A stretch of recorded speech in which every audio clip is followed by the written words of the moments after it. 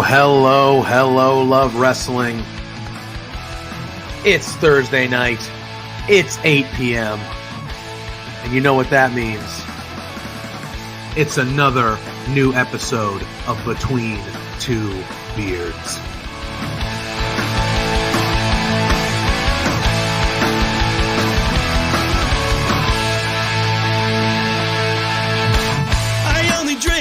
Can we start off with the biggest news of the week? The Rats lost! But every night I'm making new best friends, and the only problem is not giving a good time. Forget yourself now. If you've got the budget, I've got the time. There he is. Hey, boss! There's the boss. Hey! The man with the finest beard on this screen. Canadian men, boys, shut the hell up. Let me talk. You see, the Rads are resourceful. When I got beef with somebody, I can find a way to talk to them.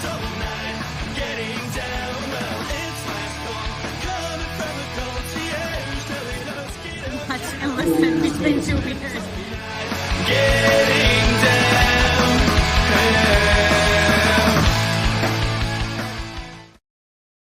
Hello, love wrestling. It is Thursday night. It is 8 p.m. And you all know what that means. It is another new episode of Between Two Beards. What's going on, everybody? Welcome in. 172 of these things. Pretty good. We're almost there. Yeah. That's a lot. There. That's quite a bit. Yeah. 28 more. We're at 200. That is. You can do math. You're very smart. What a time, huh? That's a lot of How we time. doing, Pluggo? We're good. Real quick, happy belated shout out to former producer Alex. It was his birthday the other day. Happy birthday, buddy. Hopefully he's doing well. Good to see him. Boris is in the chat saying 172 and counting. Hi, Boris. Boris, I have a feeling we might be seeing Boris in a little bit. Yeah, we might see the voice of LPW. Something's giving me a hunch. In. Maybe. You know, if you were on Maybe. the socials, you saw that we have a special guest. We do. We got Scott in the chat popping in as well. Thank you, Scott. everybody's getting in here. I am going to be professional tonight. We are here to chat some wrestling. We're here to do our beards thing. Special. But my New England Patriots are on this evening. Yeah. Against a team that I adore, the New York Jets. Whoa, clip So, that. That's not. Yeah, don't clip that because Oh, that's it's clearly good. not true. It's getting Clearly clipped. not true. Getting clipped. But yeah, so they're playing right now as we speak. It's definitely not on my other monitor right here. I'm definitely not going to be glaring at this monitor every 5 seconds. So what you're saying not. is I need to Not carry happening. the show tonight because you're going to be zoning out watching Aaron No, Rodgers I am a work his professional. If magic. anybody has been here for any of these 172 episodes, you know that is something I am a professional. Yeah. Now, with that being said, Braylon Allen's about to run all over y'all. maybe I have Breece Hall in one of my dynasty leagues, so it's one of those. It's one of those weird games, you know, for people that play football or play fantasy football. It's one of those weird games when you have one of your key players going against the team you root for. So you're kind of like, hey, I want my team to win always, but like if they're gonna give up points, can you let it be my guy? Right. Can it be my? You know what I mean? But it's like that weird feeling where you're not really rooting against your team, but you're like, I kind of need that guy on the other team. I want to do win. well. I want to win 28-21. I want him to score the 3 touchdowns, Exactly. but I want Yes. to win. Yes. Yeah, it's just one of those weird things. Yep. Anyway. I get it. But- I get it. How we feeling this week, Pluggo? Well, you did tease. You gave a little bit of a tease that we got a little surprise special guest hopping on with us. We're going to bring him on in just a few minutes. Yeah, here, this guy reached out to us and was like, "You got a guest? I'm gonna hop on." He crashed the party. I love it. It's awesome. I'm fine. I'm doing good. It's been a week, man. It's been another wild one. Lots to talk about tonight. If you are watching on the YouTube, smash that thumbs up, hit that bell for notifications with Love Wrestling. If you are on Twitter, Share it out. Give us a like on there as well. Before we bring on our special guest and announce who it is, I do want to talk about NordVPN. They are our newest friends here at Love Wrestling. If you're traveling for work or vacation, or you have to go on the road somewhere and you're looking to have easy, safe, and secure protection when it comes to your Wi-Fi and your data, our friends NordVPN, that is the group you should go see. They not only are they the safest VPN in all the land, they are the fastest, they are the easiest to set up. I use them. I've been traveling this summer. Super easy to have my settings just there for me, my location. I don't have to worry about it. And like we always say, for us wrestling fans, $50 a month for a pay-per-view. Oh, yeah. That might be changed. That might be changing in a little bit because we're going to be talking about maybe a TV deal today on today's show.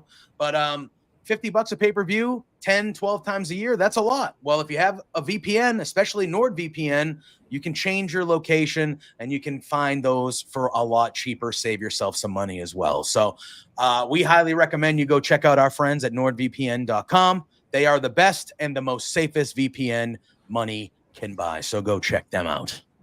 All right, Pluggo.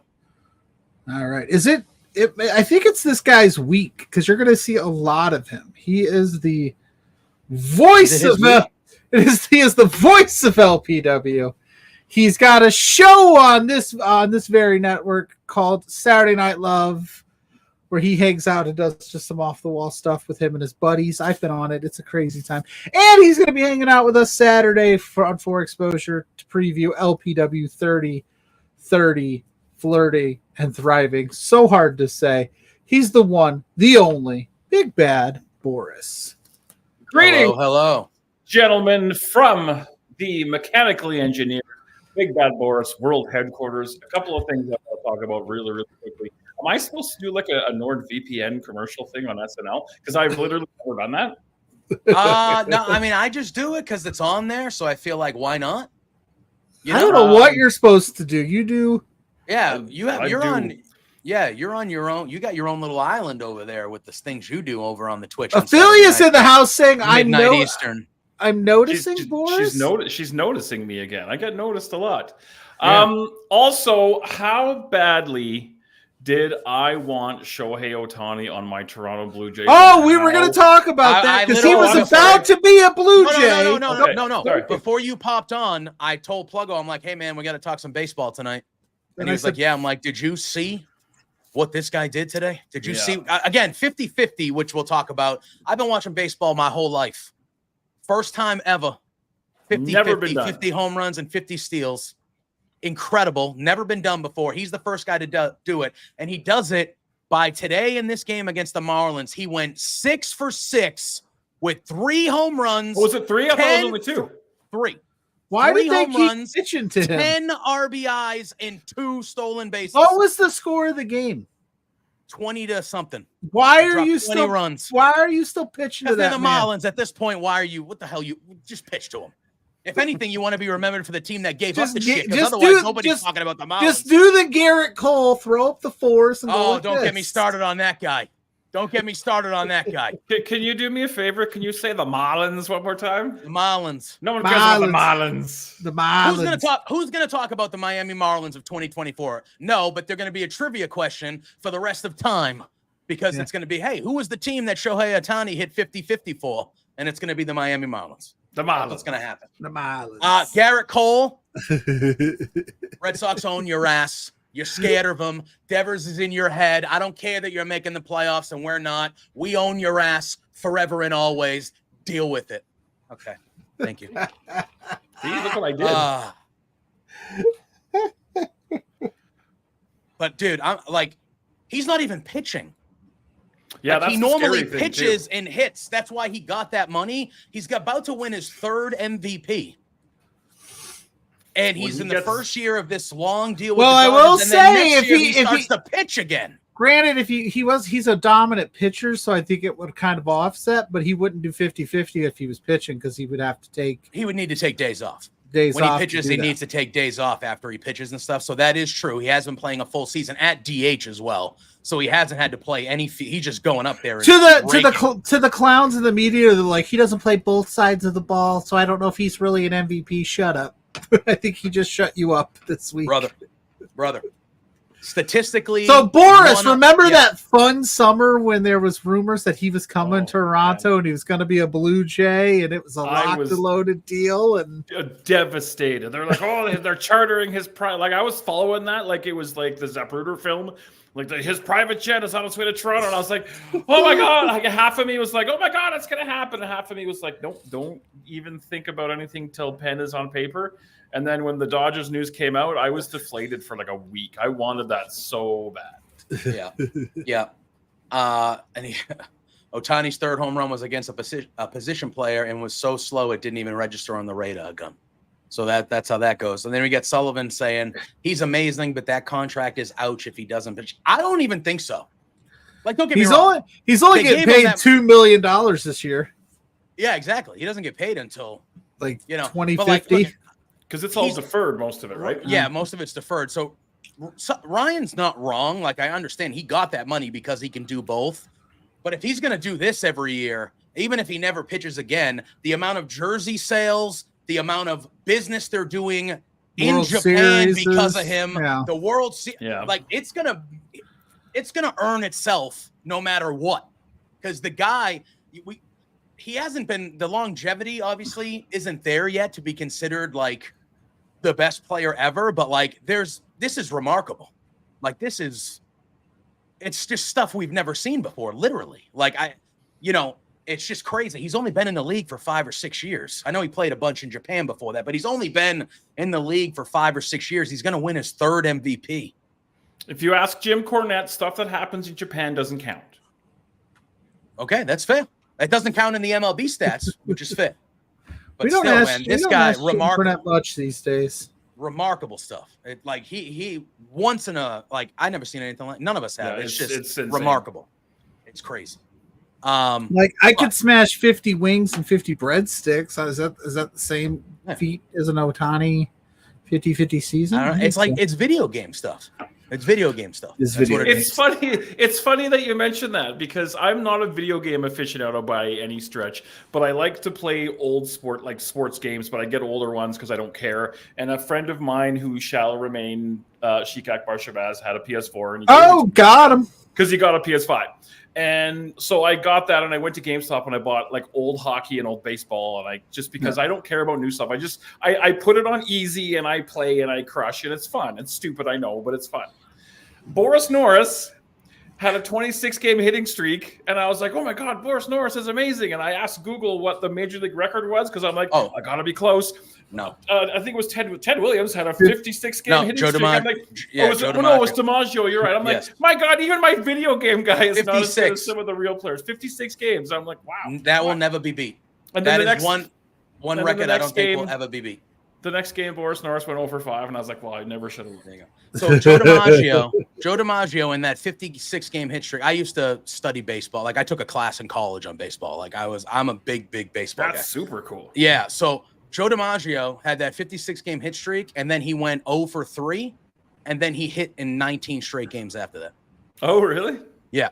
So if he hit in like whatever that math is, 74 out of 75 games. Like ridiculous. Absolutely ridiculous. And he smashed Marilyn Monroe.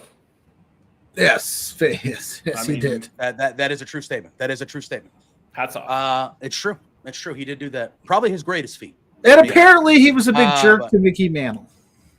If you watch DiMaggio, because he was old when DiMaggio was on his way out when Mickey Mantle got there, and he was a prick to Mantle. That's the story. So you watched that Ken Burns baseball thing, right? I went through that whole thing. Fascinating stuff. Amazing. It's long. Like guys used to slide into second base and spike somebody, and then the ink or the dye from their socks would get in their blood, and they would die. I'm like, what is this madness? Yeah. It's long, but it's really good. It's long, but it literally talks about like the beginnings of baseball all the way through. I think the current time was like early 2000s, mid 2000s, or something like that. So it's incredible. If you like baseball movies.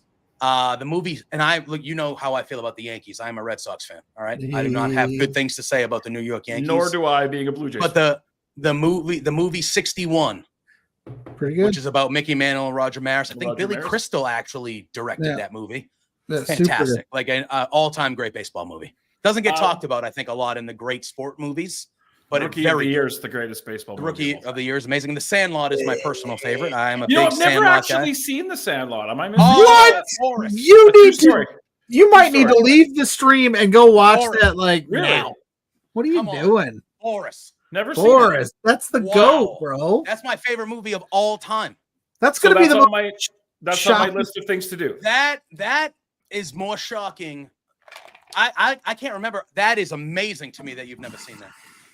Okay, well Wow. that's on my list. I got some time on my hands for the next few weeks, so let me dig into that. Yeah. How is it? Oh, yeah. holy mo! How is the downtime at Casa de Boris in between LPW shows? It feels like we're like it's like a 6-week break or something, but it's really not. But it just feels long. Just business. I switched up my viewing habits. I really started enjoying TNA when I was watching it, but I kind of started to fall out of love with it, and I'm like, let's give this AEW Dynamite a try. So I've removed TNA from my watching habits 2 weeks ago, and I put in Dynamite, and I've watched Dynamite the last 2 weeks, and I'm like, it's interesting. It's a thing. It's got good things and bad things, and I mean, it's, you know. I got no time for WWE. It's just too much. Maybe with this Raw going back to 2 hours for a little while might. You know, Okay. Well, we can start there since you just said that. So we got the great news a couple weeks ago on Raw. Oh, I just noticed Ryan said what, and I'm assuming it's because you haven't seen the Sandlot. Grow up, Boris. Grow up. It's okay. I'm going to use my NordVPN for reasons, and I will watch the Sandlot. You have to, and I will report all back to you time, guys and next all week. time. The best, maybe even Saturday. The best. Okay. So, all right, we're going to talk about a lot of things that happened inside the ring, but we're going to talk about some stuff that happened outside the ring because there's some outside the ring news. Well, now since you brought up Raw going back to 2 hours, they announced a couple weeks ago that on October 7th, until Raw is on Netflix, Raw was going to go back to 2 hours. Now, I personally believe that for a television weekly show, 2 hours is the bread and butter.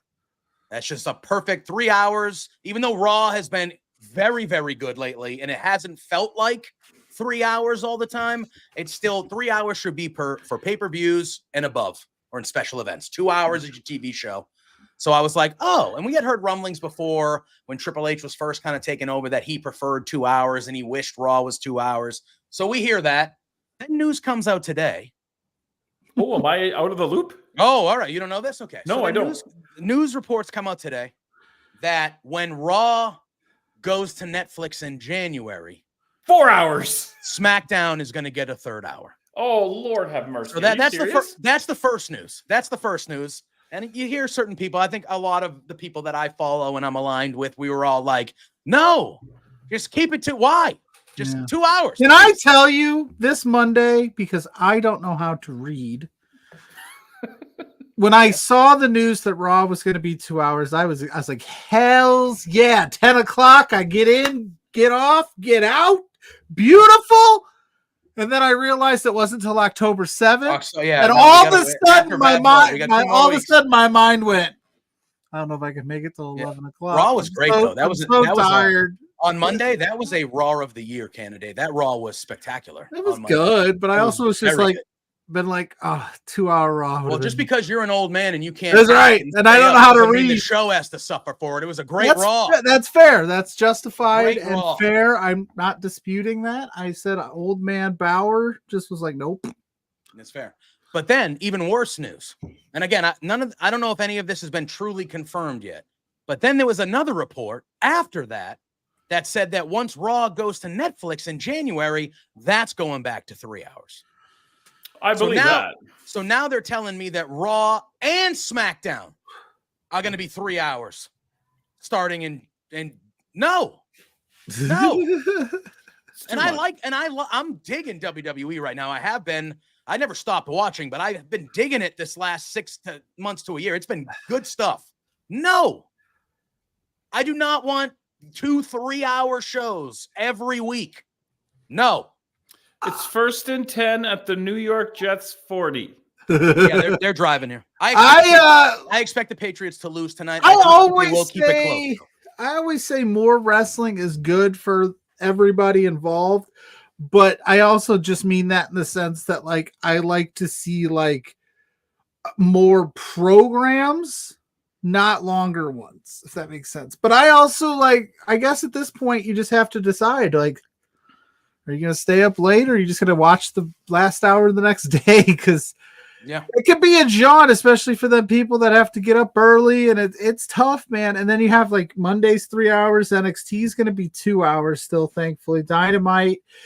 Thursday night, you're here watching Beards. You're not doing anything else, so we appreciate you for being here. So that's 2 hours a year. And then Friday, then the pay-per-views hit. That's a lot. That's a lot. 3 hours. Well, here's the problem with here's the problem on the surface. SmackDown has been, in my opinion, not the better show. I agree. And it's because they have not enough, like, I don't want to say they don't have enough talent. I just don't know. They don't have enough stars. Yeah, they don't have enough star talent. The layers of the roster. So now you're going to add a third hour to that. Hopefully you could maybe the brand split, or if they're going to do another draft, they'll even this thing out, or they'll just wipe it clean and you'll see Cody Rhodes on Mondays and Fridays and Roman on Mondays and Fridays. But like, I like Friday night being like, all right, I'm done watching 10, baby. I'm done at 10. I can go to bed. I can catch Rampage the next morning when I'm eating my cereal, getting ready for exposure. But no, now 11 o'clock. Because NXT is going to go 3 hours. Main event's going to go 2 hours. And then we got Saturday night's main event coming back too. Boris, I know you're an old school wrestling guy like me. We like our old school wrestling. What did you think about the news that they're bringing back Saturday night's main event? I'm not gonna lie, this is absolutely shoot truth. When I clicked the video on the Twitter and it had the Animotion song on it, it had the old I got song. goosebumps because when I was a kid, man, that was the jam. And that it was like when I was young, when Saturday Night Main Event was like in its heyday, it was like a struggle for me to stay awake. Oh yeah. But like my dad would like throw shit at me, throw stuff at me, and be like, "No, we're past. It's 10:30. You got 2 hours to go." But like Saturday Main Event was like, it was special because all we got, back in those days was Maple Leaf Wrestling jobber matches. So it was like, this was a big deal. So just to hear that song, but see like video clips of the new guys, it was very cool and nostalgic for me, and I'm excited for it. I'm bummed it's on at 8 o'clock because I wanted it to be on at midnight just to give it that old school vibe, but it's cool. They should bring back a shotgun Saturday night at one point. Let's do a shotgun Saturday night at 1 a.m. on Fox. At a train station. At a train station in New York where Marlena flashed somebody to end a match. That's what happened. That's what happened in that debut. Yeah, 4th and 10. They're punting now. I'm a little ahead of you. But yeah, we had a big holding penalty and then a big sack. You know why?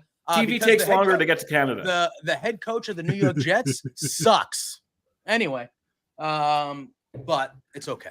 I digress. What?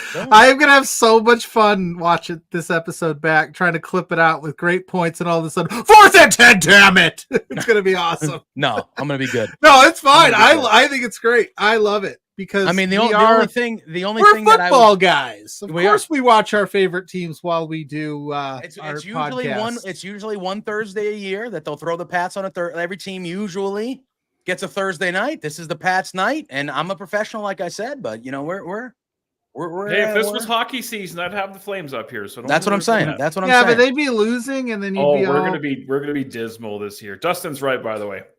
I agree. 2 hours. 3 hours. WrestleMania, I don't care. If WrestleMania was 12 hours one night, I'm okay with it because it's once a year. But whatever. Can I give you my hockey hot take? It's only a Bruins take. But can I give you my hockey hot take? Yes. They should trade Jeremy Swayman. Is he's holding out, right? Or there's some sort of contract thing with him? Yes. Why not? He wants now again, he's a young, good goalie. He looks to be our future goalie. I like him. I like him as a player. Everybody's saying he's one of the top goalies in the league, and he's young. He's gonna be. This guy is pissing me off. All right? This guy has been sharing the net, not playing full seasons, sharing the net with Linus Allmark for the last 2 years, who's a pretty good goalie in his own right. They have been sharing the net. So he has not played a full season at all. I know. Let alone I talk about hockey. That's fantastic work. He has not played a full season at all. He won one playoff round last year. He won one. That's the only thing he's done in his career. And he's sitting there asking for $10 million to be the highest paid goalie in the league. And he's saying things like, well, they ask him, well, you know, the Bruins are here. And he goes, listen, I know what it means to the goalie market for me to stand tall. Brother, you ain't done shit. You ain't done shit in this league, brother. All right, I understand you're good and you got promise. And yes, I want you on the Bruins for the next decade. But no. You earn a $10 million contract. 1 round win in the playoffs, that doesn't give you a $10 million contract. Shut your mouth. I'd trade him. You go play for Collins. That's it. Hockey. That's your hockey minute here on Between Two Beards. That's my. I have Boston zero. I have zero idea what you're talking about. Every year, you know why you have zero idea? You know why you have zero idea what you're talking about? Because Jeremy Swayman ain't as good as he friggin' thinks he is. That's because why. Every year of my adult life, so I am 38. Every year I go, I'm going to get into hockey. I'm going to do it. I used to be like a fringe Penguins. Are you like a black? No, because you're Indiana. So who would you even root for? That if I the closest Chicago, right? Is that closest team would be Chicago. But I was a Penguins guy like early on. That's disgusting. But I never claimed to be like I watch like, you know, a bunch of games or anything. You know what you should do? But I always say I'm going to pick a team, and then the first week of the season I fire up Hulu Plus because their games are on all the time, and I watch like a period or two, and I'm like, okay, and then like I fall completely out of it. You should jump on the Utah bandwagon because it's sort of a new thing, and you can start fresh with the Utah. Well, I thought about starting fresh with the Kraken when they jumped into the league. That would have been good. That would have been a good one. They made a run that first year. They went to the Western Conference Finals that first year. I actually remember that. But yeah. Speaking of the Penguins, officially today at the age of 52, Jaromir Jagr retired. Officially retired. Oh, did he really? From professional hockey today. Longtime Penguin. He played for the Bruins for a few years. I loved him. He was like 45. He was awesome. He played for everybody. Oh my God. He was in like legend. Yep. He officially retired from pro hockey. I think Jerome Iginla. Is he still playing? Listen, you do not disrespect. I just asked if he still plays. That's the only blame I know. You watch your mouth. Listen, little mustache guy. You're lucky we don't kick you out for having that mustache, not a beard. I'm just kidding. I love you. I love you. Hi. Wow. Jerome McGinley retired for a few years. Jerome McGinley, we had he was a Bruin as well for a little bit. We had him for a few years. He was good here as well. I think we had him and Jagr at the same time. We had like all the old stars from other teams were like on our squad, and they actually performed pretty well. But anyway, this hockey talk has been brought to you by the fine folks at Pabst Blue Ribbon, the king of all beers and the official, unofficial beer of Big Bad Boris World Headquarters and Saturday Night Love. There we go. Not a sponsor, but hey, if you want to be PBR, but if you want to be PBR, we're ready. We're ready if you want to be, but you know we're chilling. All right, the main topic that we were going to talk about is, or not the main, but one of the main topics was there are reports officially now that we should be hearing in the next week or so that AEW has a TV deal. They're getting paid. The rumor reports are $170 million a year for 4 or 5 years, which is pretty good. I know people were throwing out $200 million a year, so 170 is right below that. However, and they're getting 30 or 50 right now. Yes, so that's good. Yes. That's 3 times your value. Exactly. Plus, that's only from Warner Brothers because we are also getting for a dying company.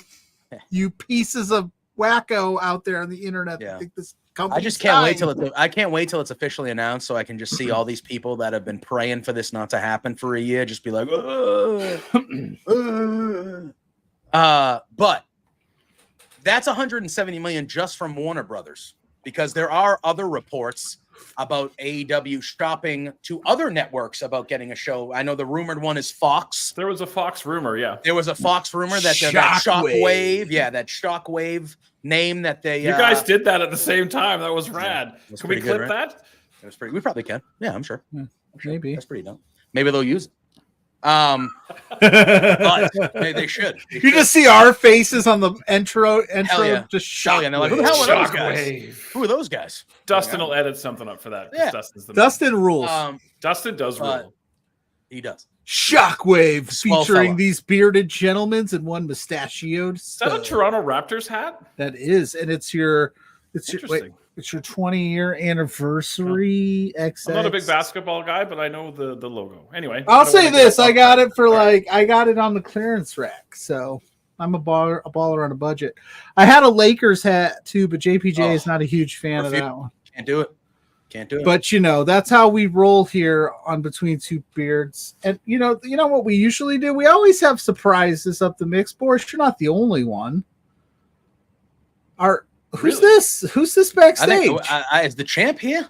Is that the LPW Grand Champion? Mars the Specialist. What breaks you around, brother man? You know me. I just like to pop in sometimes, say hi, sneak my way in. You never know how you get the link. Mars Sure. has the most appearances on Love Wrestling Program without being invited of all time. I think I've invited like twice for Quizplex.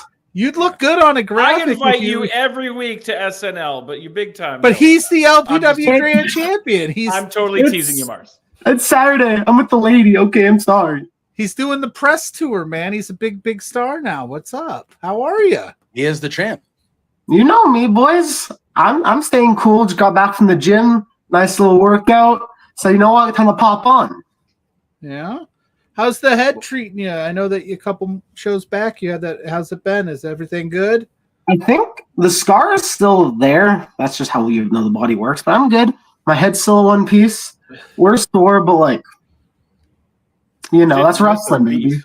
Didn't miss a beat like a No. legend. Did not. Did I not miss a beat at all. TKO'd T.Y. Jackson when I wasn't even fully there. That's just how I work. It's pretty good. That's pretty good. It's good to see. It's been a little bit since we got. So to we're chat. talking a little AEW. You were there not too long ago as you took a couple of shots as an extra. They're I getting took a chair shot to the head because everyone hates Mars's face. That's the running joke. Yeah. Yeah. How'd that feel? they're signing a TV deal. Are you going to be involved? If I was, I couldn't tell you. You know, I'm playing. He didn't say no, folks. Scoops McGee. So since it's you two with the beards, me with the beard, what does Boris count as? Is it between three beards and a mustache? Between three beards and a handlebar? I think it's called Between Two Beards and a Fat Loser. Something Wow. like Come that. on. I'm not sure. Come on, take it easy. But no, you're a Take it stud. easy, But you're the boy. LPW Jeez, Grand Champion. You're doing the press tours, taking names, kissing babies, whatever the things you're supposed to, shaking hands. Shaking Hey, hands. I'm taking hands. So I you don't got know a go ahead, match Cody. coming up at the end of the month with your old buddy Jack Pride. Are you worried about it? This is for real. This one, man. I'm not. Are I'm you worried? afraid. I'm really. I for real. I am worried what you guys are going to do to each other. I guess the best way to word it, Boris, is he's getting what he deserves. Everything. Think about it. For 2 years, I've had to suffer through Pride. I had to suffer through Thad. So everything he gets, he deserves it, one way or another. But you got to think that. Oh no. Oh shit! Everything. Whoa! Hey! Just Whoa. let it happen, guys. Just let it happen. Waldo, Yeah, just shut your mouth. You can't even announce me properly. You keep talking about Jack Pride. Jack's been locked away for a little while now. Team If you- Jack, what are you doing here? You're not invited. Do I need to be invited to do any of the things I do? Do people not realize that I have nothing better to do? I have nothing but time. Mars has taken everything away from me. I have nothing but focus on him and taking that title while he's in here chatting it up, laughing it up with you three talking heads when he should be focused. And that's the difference. Whoa. Let me stop you there. Just because I'm allowed to have fun doesn't mean my brain isn't always moving. 24/7, 365, my life is wrestling. This is my addiction. This is my disease. All I can think about is this. That's why I have this. That's why, through fires in the house, my mom having her resuscitated by my hands, my dad dying. That's why I keep fighting. That's why I'm not dead ever. Because this is what I think about all the time. That's the difference between me and you. You should know this. We've been together for so long. You should know this is my life. That's why every time we wrestle, I beat you. 7-0 versus you. You can't beat me. You can't kill me. That's not just a fun catchphrase. That's real. And that, again, is the difference. Your eyes are pointed everywhere but where they should be, at me. You're looking up statistics? Sure, 7-0 against Jack Pride. Against Pride, it's 0-0. There isn't an ounce of Jack left in me, an ounce of sympathy, an ounce of empathy. I do not care about anything except that title. I will go anywhere I need to, do whatever I need to, sink to any depth. Mars will not, and that is exactly why you will fail, and I will be the last man standing. You're dumb. You're so dumb. You understand. This is personal. You can't kill me is not just a catchphrase. It's my life. It's my life stone. And you, for 2 years, have taken everything from me except this. And you will never take it from me. You can't take it from me. You will have to rip it from my cold, dead hands if you want to take this from me. And that will not happen. It didn't happen 7 times previous, and it won't happen this time. You think I won't go to the depths? Who's the one who put you through that table, huh? Who's the one who speared you onto that floor? That was me. I'm not afraid to go to hell and back to keep this.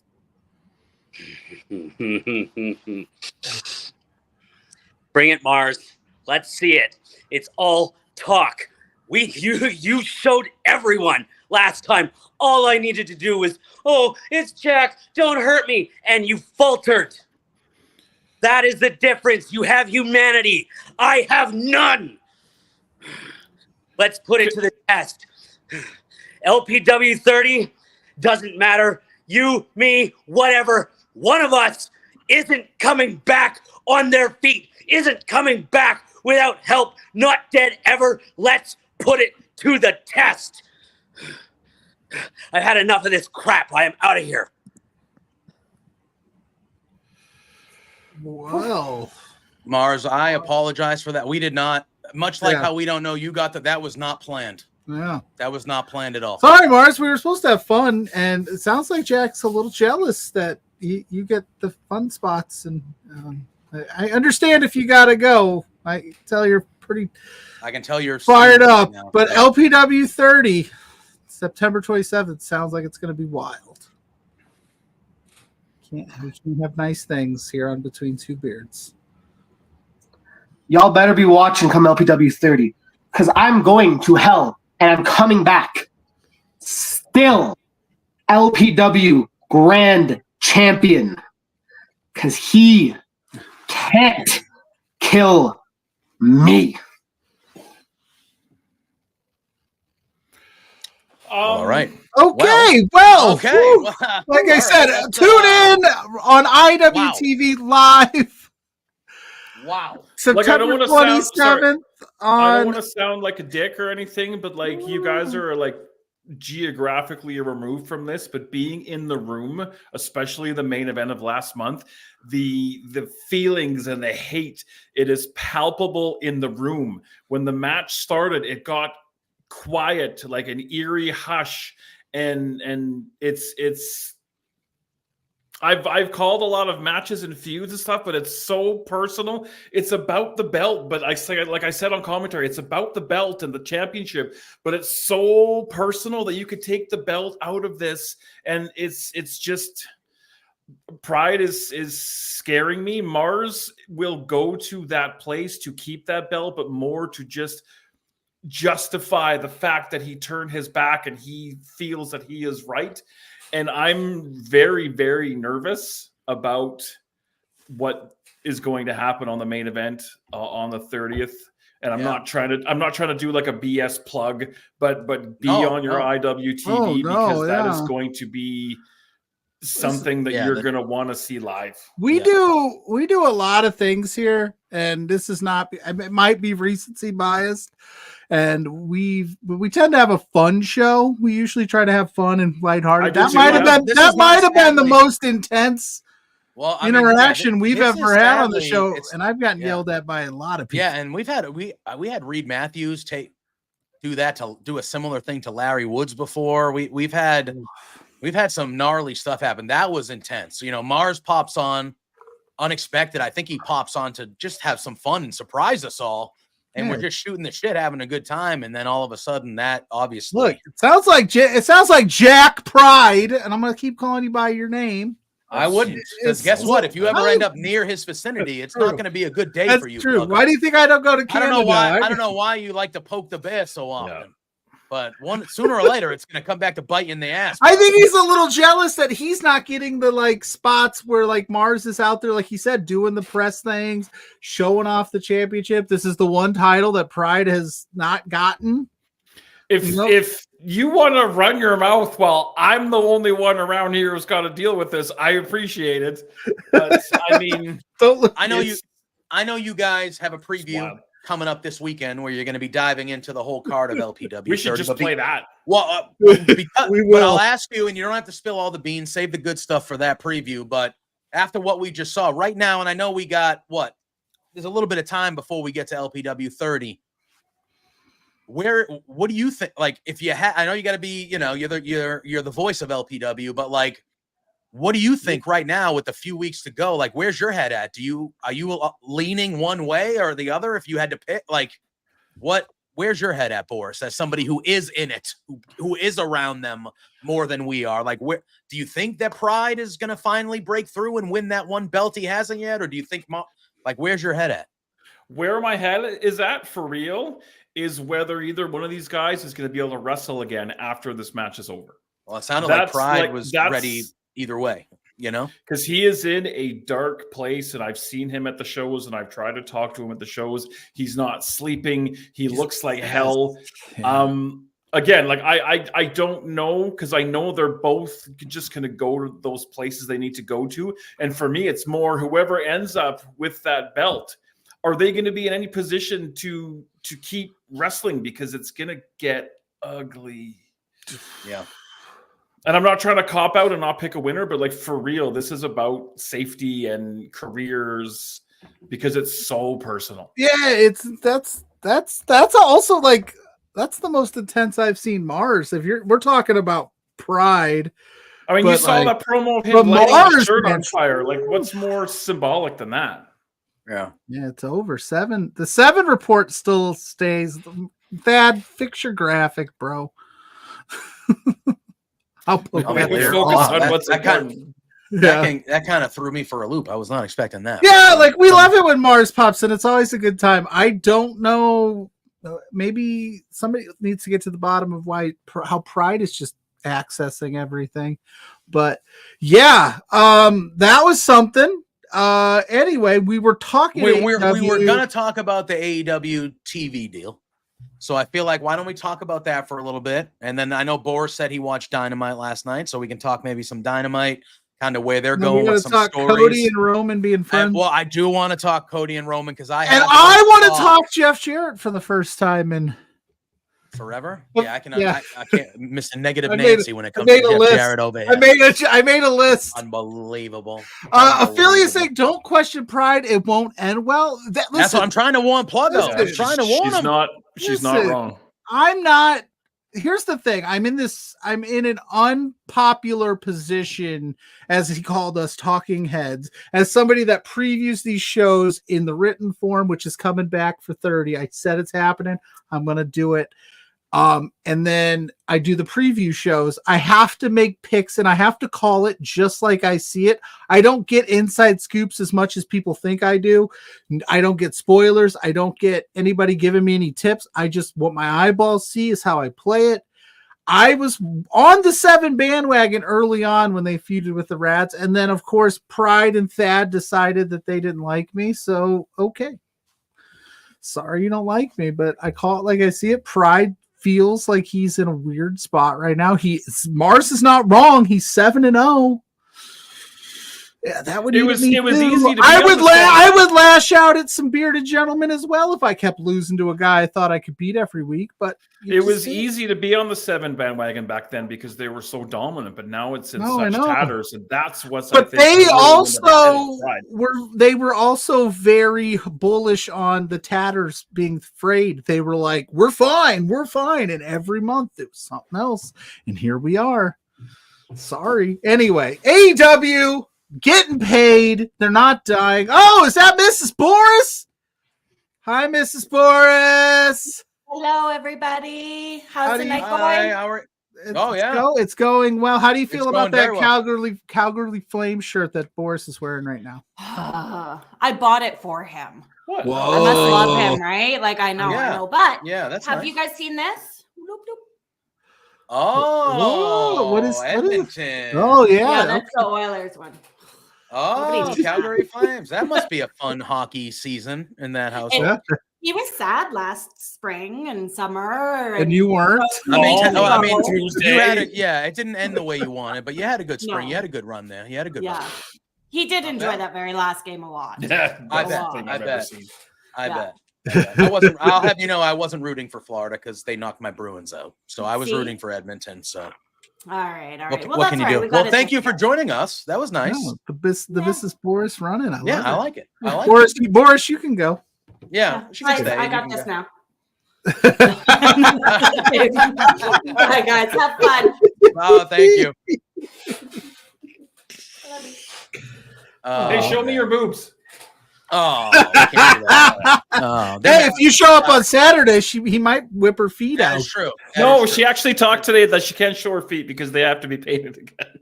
That's true. I don't know you should how never that show became your a thing. feet for anybody unless you're getting money.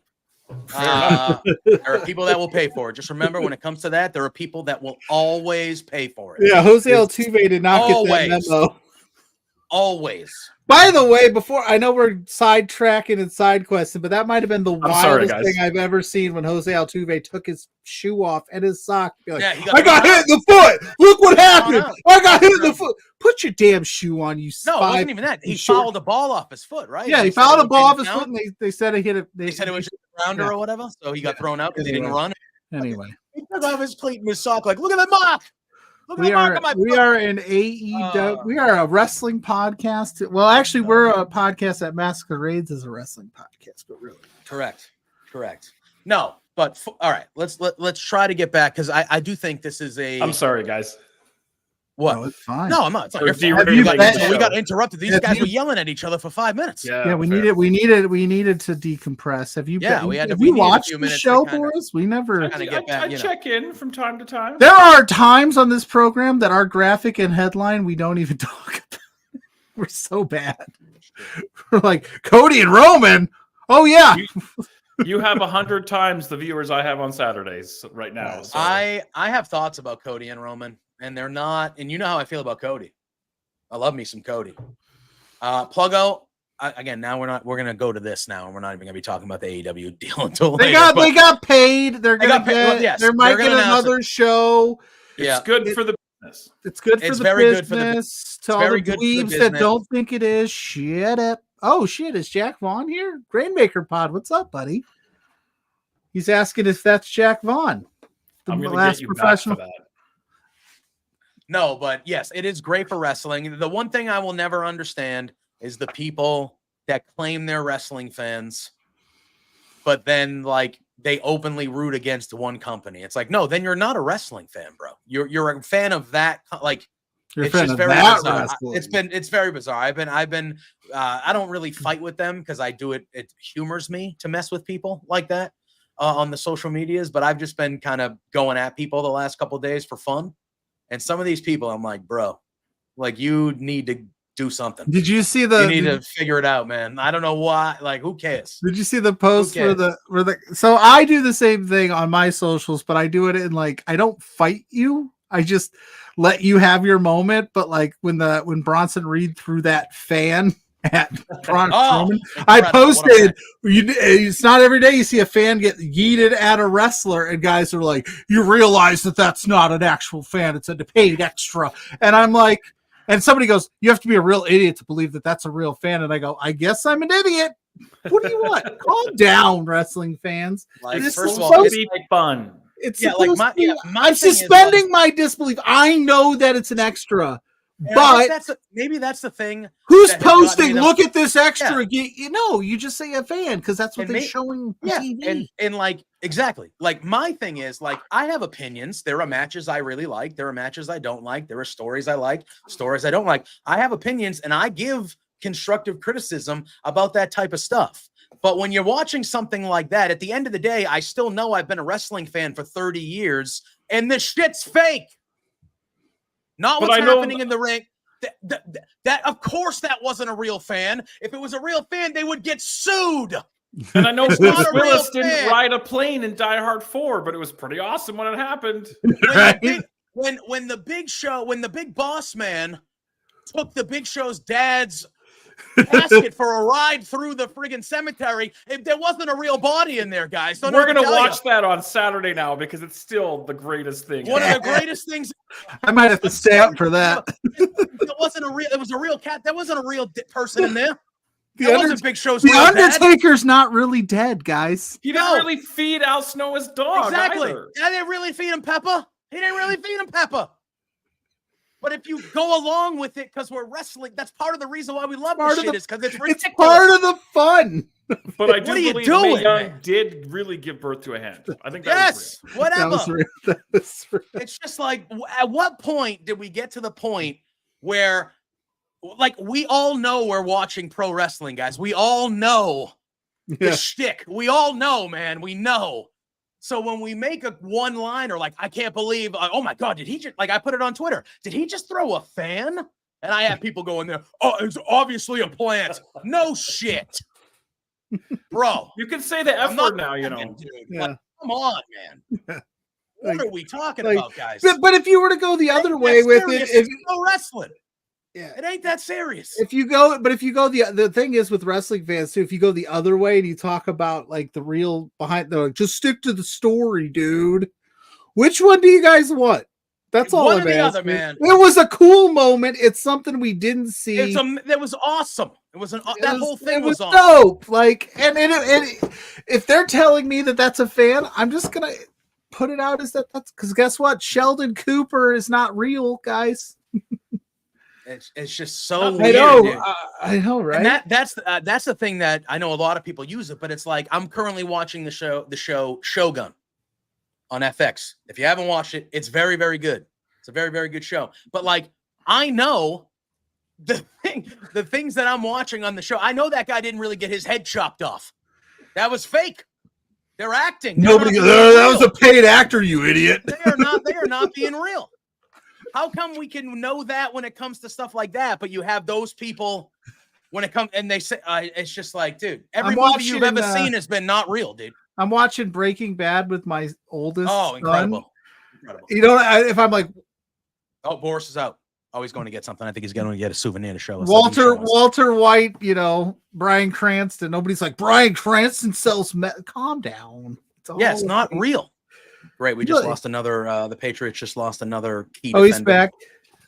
Jabril Peppers just went limping. That's good. So you don't watch TV is what Boris is saying to us. Anyway, AEW. Not the game. We talking about practice. We're talking about practice. But we were all right. So we veered out of control. Do we want to go down the Cody Roman stuff, or do we want to talk Dynamite? Which one do you want? I can't contribute to Cody Rhodes, but that was on the graphics. So you guys. The only reason I want to bring it up, and the only reason it's in the graphic, and it's is because I called this Pluggo, and you were like, Friday, "Bet or not." I hate every second of this. Yeah. They spent even me, who's a Cody Boris, guy, you know this, and you don't have to even be a diehard fan to know this, but we spent the better part of 2+ years with Cody fighting Roman in the Bloodline, and then Friday night, Cody says, "I'm done with the Bloodline. Finally, I'm not fighting it anymore. Yes. I'm not signing this contract to be in this match." And an hour, and Roman said the same thing. He doesn't need Cody to fight his family. and an hour later, they're a team. They're gonna team up and they're gonna fight the bloodline. I hate Now, it. So is Cody Rhodes now wait. in the this is like Vin Diesel, Paul Walker shit. Are you in the family now, dog? I'm gonna turn this around on you though now. I Okay? Are hate you ready it. for this? Yes. This doesn't necessarily make sense, does it? But that's pro wrestling. I know. Look, I knew it was happening. I get it. For all the I people said that are it- going to see this and go, And you're now an idiot, we can get a year out of this. Let's hope not. No, Cody needs to be done with the bloodline. That does Yeah, make that's pretty I good. feel old me. Yeah, that's pretty Oh good. my god. I know, Cody right? needs to be Dustin. That's why earlier in the night when Cody shows up in Pierce's office on SmackDown and he goes, "Hey, Pluggo, you yelling?" It's because should I'm keep yelling. fired up, Mrs. Yeah, we should Pluggo, keep because yelling. Hey, my Mrs. lady Boris, came on. She's got to come in now. Too. Boris is here, honey. She's your watching the favorite. kid. She's responsibilities up there. Do you know that? Keeping wrangling You know Pluggo's, that Pluggo's kids Boris will run is- down here. You know that Boris is Mrs. Pluggo's favorite, right? I can't blame her. I Yeah. can't blame her at all. Yeah, and I think Mrs. Mrs. Plug, she's all right. Yeah, I do all right for myself. I outkicked my coverage a little Yeah, bit. you're A little punching bit. above your weight. That definitely. One day she's gonna wake up and go, Huh? "What? Bye." Call me. No, here's my thing. When Roman first came back, I said on this show to Pluggo, I said, we're getting Cody and Roman. They're going to team up. And Pluggo was like, no, they won't. And I was like, they'll do it. It And he seems was like, like they better not. A pretty logical. And place. then it officially happened. And I'm with Pluggo. I have don't get me wrong. Like, I have no interest in seeing them team up at all. I have no, it's going to be a big match. I'm obviously going to watch it. And I'm probably going to have a good time watching it. Yeah, It'll it's gonna be a fine. good match. I'm sure. Jacob Fatu is special. Like Roman and Cody, it's going to be a fine match. No, dude. No. Where's Jimmy? Where's Jay? Ishii tweet did anything come of that? I kind of got happy. I don't think so. I haven't heard anything about it. Whoa. That's just funny. She seems like she's Well, this just in. the word I'm looking for here. This She's- just in. she's- I'm gonna go out for a gallon It's of good milk. for a or laugh. whatever. She's good to play along. I like that. She'll keep the bit. She'll keep the bit going. If I come home tomorrow from work, Boris, and you're chilling in my spot, I'm gonna be pissed. If I Maybe a was little- rich, I would do that. It would be funny. Oh, that would be hilarious. Just show up like, God damn it, Boris is here. What the hell? But to wrap this up in a bow before we start talking about Dynamite last night, I don't like it. Dustin asked a good question. I do think this will happen at some point. I would say probably after Mania next year. I would think probably we're another be my year. guess. Yep. I think Yeah, maybe I just- sometime next summer I could see it. I could see it happening next summer into the fall. And just to say, just to preface, he's been back now for what, 3 years? It's been, since Cody? he's Cody, yeah. Yeah. Well, it's been Three- 3 Manias. Well, so 3 yeah. plus, 3 Mania. Yeah, So a 3 little main. over Let's three. say, around that. And he did the stuff with Seth, and he did the stuff, with Judge. He did the Judgment Day All-Star thing for a while, and it's just and then the Bloodline stuff. The whole thing was The Rock. Does Cody not remember? Roman had The Rock come out and absolutely destroy you. It's just you told us for 2 years that you don't like each other, and now you're just going to be best friends. And I would have been okay with it maybe if it wasn't literally less than an hour where he's like, I absolutely, Pierce, I'm not doing it. Yeah, we have 2 And weeks it wasn't on even Saturday. and it wasn't even really that big of a thing that went down at the end of SmackDown where it was oh my God, we have to join forces. We must do it. It was the normal, they had the numbers game and then they were just all right, we're going to be friends. And I'm It was the way it was executed to me, because it's on last Friday when SmackDown aired. luckily they'll have 3 hours to play it out next time. Yeah, well, not for a while, but it was the return to USA. I get it. You start off with the cage match for the belt. Roman comes back. Obviously, I get big things are happening, but you had 3 weeks. Bad Blood is still not. It's 2 weeks from Saturday. Like, we still have time. Why? I liked Cody going into Pierce's office and saying, "I'm done with the bloodline. This is Roman's problem, not mine." And Roman said it was his problem and not Cody's. Said, I don't need Cody's help. I'm fine. Roman even said that. And then all of a sudden, and like you said, Pluggo, what happened at the end of SmackDown? That's only about the 90th time Cody's been jumped by the bloodline in 2.5. What was different about that would make Cody go, you know what? Where's Hikuleo? Where's Zilla Fatu? There's the same shit they've been doing every week here for 2 years. There's plenty of people on that Samoan family tree that Roman could call, and he's like, nope, man. I need Cody. I was going to ask about Zilla and how long before he's seasoned enough. I know he's very, very young, but like how long before we see him, you know? I don't know. He's like 30 matches in. He just did a GCW this past weekend. Yeah, he's done a few. He was at SummerSlam. We met him. Yeah. He was actually there. So I have to imagine him, and he was in attendance as well. So I'd imagine that maybe that there's a thought there. He's super raw though. Like, yeah. I love Zilla. Me and Blair love Zilla on Saturdays. We'll talk about Zilla for hours, but you could see the potential, but he still needs. Yeah, like so far so good, but not like I don't think you could throw him into this main event scenario, and it's just like the Fatu effect, where Fatu came and just immediately like was the best guy.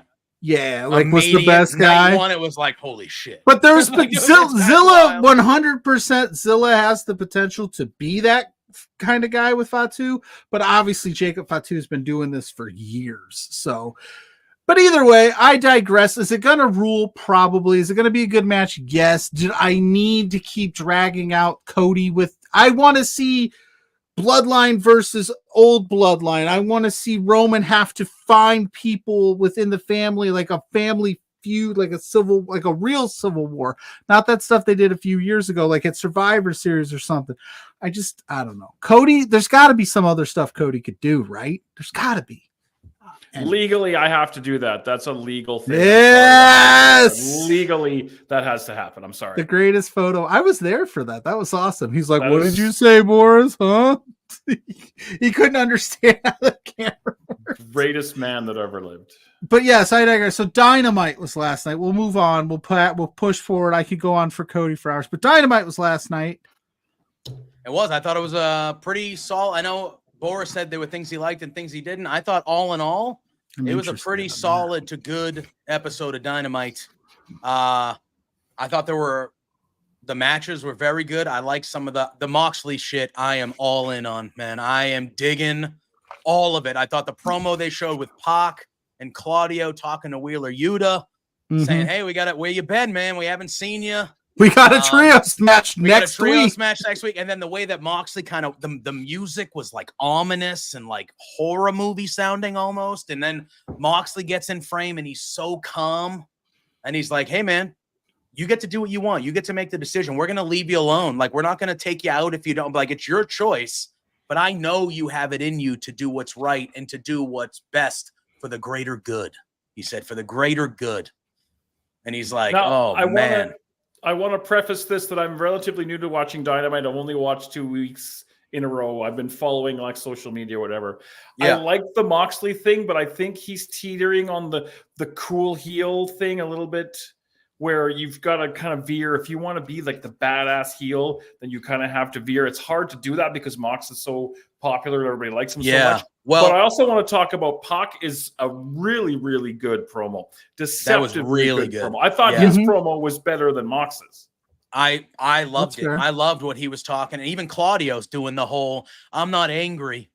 I'm just disappointed." Yeah, he did that thing. I felt that. "Oh, yeah, Claudio." It's like, is my dad in the room?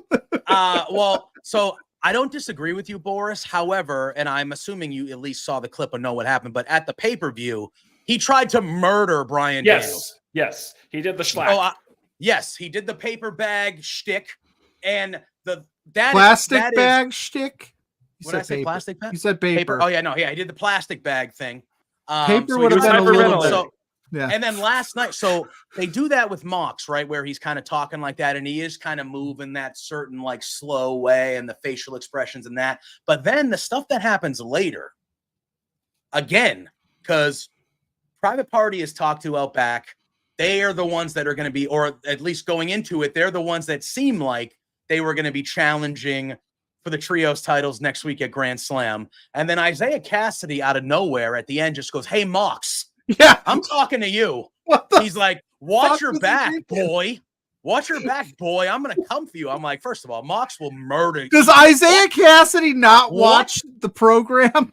Just try to kill a man. There's levels to this shit. And he's just... Yeah. I mean, I love Isaiah Cassidy. Yeah, he's one of my favorites. Going like, I'm all for it. Like, go get it, man. But so then we see they're making their entrance later, and they get attacked by Private Party. And the Moxley promo that he cut here was really good. It was better than the one I thought Pockstein, like you said, Private Party couldn't even beat the learning tree, and he's like, "I'm gonna step to this murderous Mox." Yeah, Son but of a Moxley, bitch. after they get control, Moxley looks at them and he goes, "I'm not going to end your career. I'm not going to take you guys out." He goes, "You guys have been here since the beginning, and you're in the same spot you are now than you were then. I wonder why." He goes, "I wonder why." And then he goes, "Consider this me doing you a favor, because this is going to prepare you to get over the hump," or whatever kind of. And then he takes a hammer and he smashes Isaiah Cassidy's hand with the hammer, which makes me think that they are not going to be the team next week now. Or maybe, I don't know if Isaiah Cassidy is, I mean, you would assume his hand is shattered, literally shattered. And he's not going to be able to wrestle. My only complaint about that entire segment was you leave Alex Abrahantes alone. Right? Marina Shafir takes out Alex. He's a saint. He's a saint. Unbelievable. I've not been a big Marina Shafir person. Like just seeing her in NXT, like I am. No disrespect, but just kind of there, but like the lower tier of like the horsewomen. But the past couple of weeks with her, with like the makeup and the gear and the badass look and her, it's like and I don't know if this will make sense in the way that I mean it, but like it's like an original China when China first showed up, just the silent killer kind of vibe in like a good way, and I like what they're doing with her for sure. Oh yeah, I wanted to talk about that for sure. Yeah, go ahead. Because we can talk as long as you want, because I am. She's really into okay. So I think what's going on is there's still the disconnect with the AEW fan base of like, this Marina Shafir sucked. She like didn't do anything, and now she's this badass killer. But like, I think people aren't paying attention, and I think they're reintroducing her, and what she does on the indies. This is what she should have been doing from day one. She comes in, she doesn't cut a major promo, she's silent, like you said, and she runs through you, and that's that, and it's perfect. But they tried a bunch of other things, so just give it time. This is called a reintroduction for the people that don't know, and I've been big of Marina Shafir for a while. I think she's very talented. The stuff she does on Bloodsport, the stuff she does on the indies, fantastic. I think she's playing, not only is she playing the silent killer role, she's commanding that room. Like when she puts her hand up and tells Claudio, "I got this," he stops and goes, "All right, take care of it." And then she takes care of it. That is such a cool touch. Such a cool touch. We saw the thing last night where, go ahead. Sorry, it's a perfect example of two things that like Paul Heyman said, you camouflage the negatives and enhance the strengths, and B, less is more. Yeah. And I think last night when she never overdoes the beating she gives to whoever she gives it to. And last night they held the guy back, so she stretch could him punch out him in the ribs repeatedly, and just like it was like okay. Done. And it was I just dig, and even the Wheeler Yuta stuff that I want to layer into this too. It's like Mox is running this, but Marina's like the muscle. Like, but it's also he respects her enough, like on a level of like if she says like, I got it. I want Boris's take. I know he's only been watching for a few weeks, but the Mox stuff has only been going on for not terribly longer than that. Hey, Steffi, thanks for how are you? Hey, Pluggo. Hey, JPJ. Hi. Hello. I guess I'll just go screw myself. I kid. Well, you to us, Boris. All right. On the Thursdays at 8. No, it's fair. What do you want my take on? Because I have to pee. No. But so then we have at the end of this segment. Go pee while giving us your take. Darby Allin comes out of nowhere to kind of cut it out. And him and Moxley are like circling each other in the ring. Like they want to kill each other, but then they don't. And then Yes, we do. We do. The Kicking Out Yeah, pod you is don't, true. So we Boris. appreciate you returning the favor and popping in and saying We hello. we appreciate that, considering how we feel about Tanner Lee. I mean, no disrespect. I'm all good. No, yeah. But and then Darby kind of swings the skateboard at Moxley. He gets out of the ring because obviously we have them at Grand Slam next week. Grand Slam is loaded next week. We have them for the number one contendership to Danielson. But the Wheeler Yuta stuff they're laying in on Saturday on Collision, he gets interviewed out back and he's kind of forgetting things and like mistaken things. And then last night we see he's interviewed in the back by Alex Marvez and he goes, "Hey, the BCC just said this. What do you have to say about that?" And he goes, "Oh yeah, next week at Wrestle Dream." And Marvez is like, No, it's not Wrestle Dream. It's Grand Slam next week. And he goes, "Oh, I'm sorry. I've had a lot of stuff on my mind." Then we see some rando come out with the trios belt and he goes, "Hey, Wheeler, you forgot this in the locker room." And Wheeler grabs it and he kind of looks at it and you can tell he's just going through it. And he's just like, "Hey, sorry about that.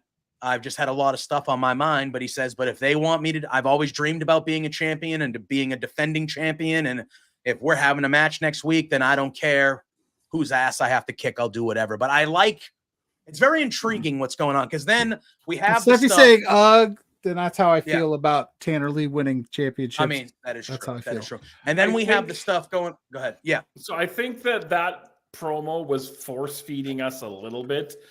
I think I would have gotten rid of the Wrestle Dream part because that looked like a genuine live TV F up. And I would have just done the belt thing because the belt thing looked like it was like a story thing, whereas him saying the wrong name, that's something that anybody would do. And no disrespect to Alex Marvez, but they got to get him off TV. Doesn't fit the young, and I don't fit the young hip brand either. Don't get me wrong. I know I'm an old fart too, but I'm sure they're loyal to him and he's loyal to them. But they got to get him off TV.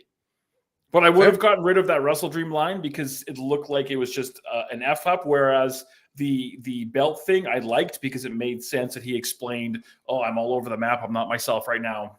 That's my take on that. Yeah, so that would have been another. I would have waited, to see if he actually showed up. Right? Yeah. Well, I mean, yeah, that's fair. Wait till the music. But we're already waiting. We're already waiting to see if Danielson is going to show up. So now we're waiting. Give me 30 seconds. I'll be back. Oh yeah, go do it. I'm gonna count it. Yeah, but it's it's one of those things where you have, again, when we talked about it last week, they move the matches around. They say we're getting Nigel and Danielson now, and it's Moxley and whatever. Which I still don't that to me is still kind of like, huh? Well, here's the thing. So Darby, after they do everything with Moxley and Darby, right? Moxley Darby cuts a promo, and Darby says, "I'm not the same kid I was before. I'm going to run promo he cuts every week." He said, "I'm going to run through you next week, and then I'm going to go to Washington for Wrestle Dream in my home state, and I'm going to become." Oh, whoa! Look at that. Steffi's cat is named Moxley. Hell yeah! That's dope. That's dope. I like it. And he says, "I'm going to become the new AEW World Heavyweight Champion." And what kind of cat? Week. It's fair. Go on. What I said it last week, Pluggo, and I feel even more. I don't know. I feel like Darby's the one. I feel like Darby's the one, Pluggo. Orange Tabby, Moxley. That makes sense. That would check out. I have an orange. I feel tabby like cat. Is that what they're called? Yeah, orange tabbies. Yeah, that's usually. Yeah, that's Dobby. Yeah, over here. But I feel like Darby could be the one. I feel like Darby could be the one. Oh yeah, don't let him talk. That's a missed opportunity, by the way. We should have more people send pictures of their cats to our socials at B2. We are pro cat. We are pro cat people here. But listen, I don't mind if Darby talks. I'm going to let you go, Boris. It's a bit less though. It's a little bit. My issue has been he's been telling that same promo for 5 years because he's a day one dude of I lived in my car and it's you don't have to bring that up every time you're a babyface at a promo. Let me see a little more depth.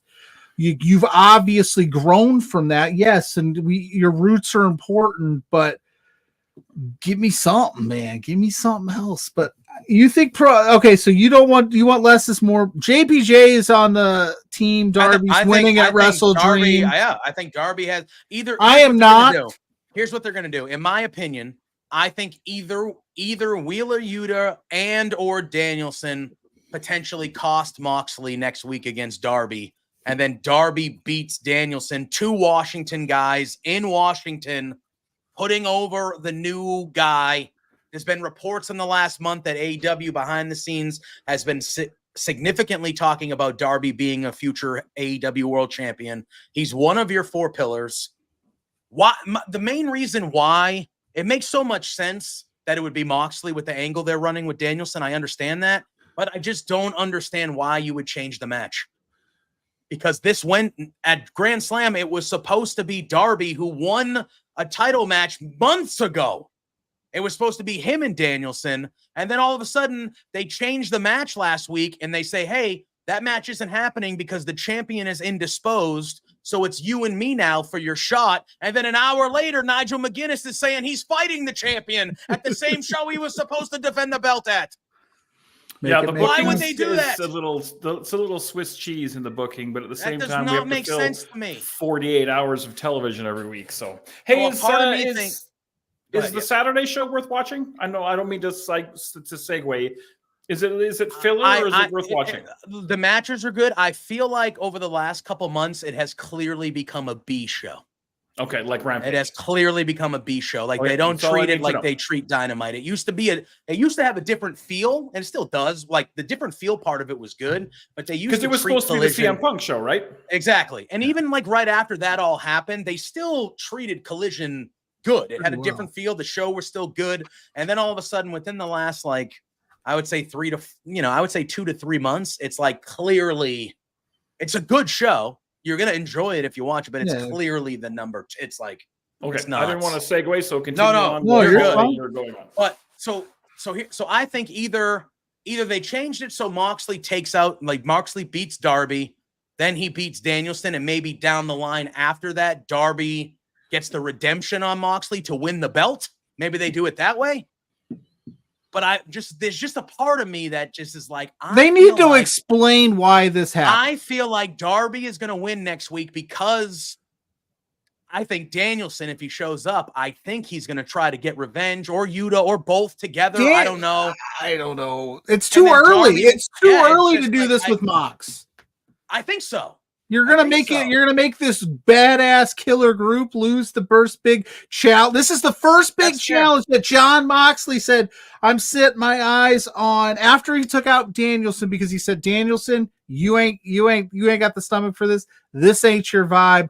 We're taking you out. He didn't challenge Danielson. He challenged Darby.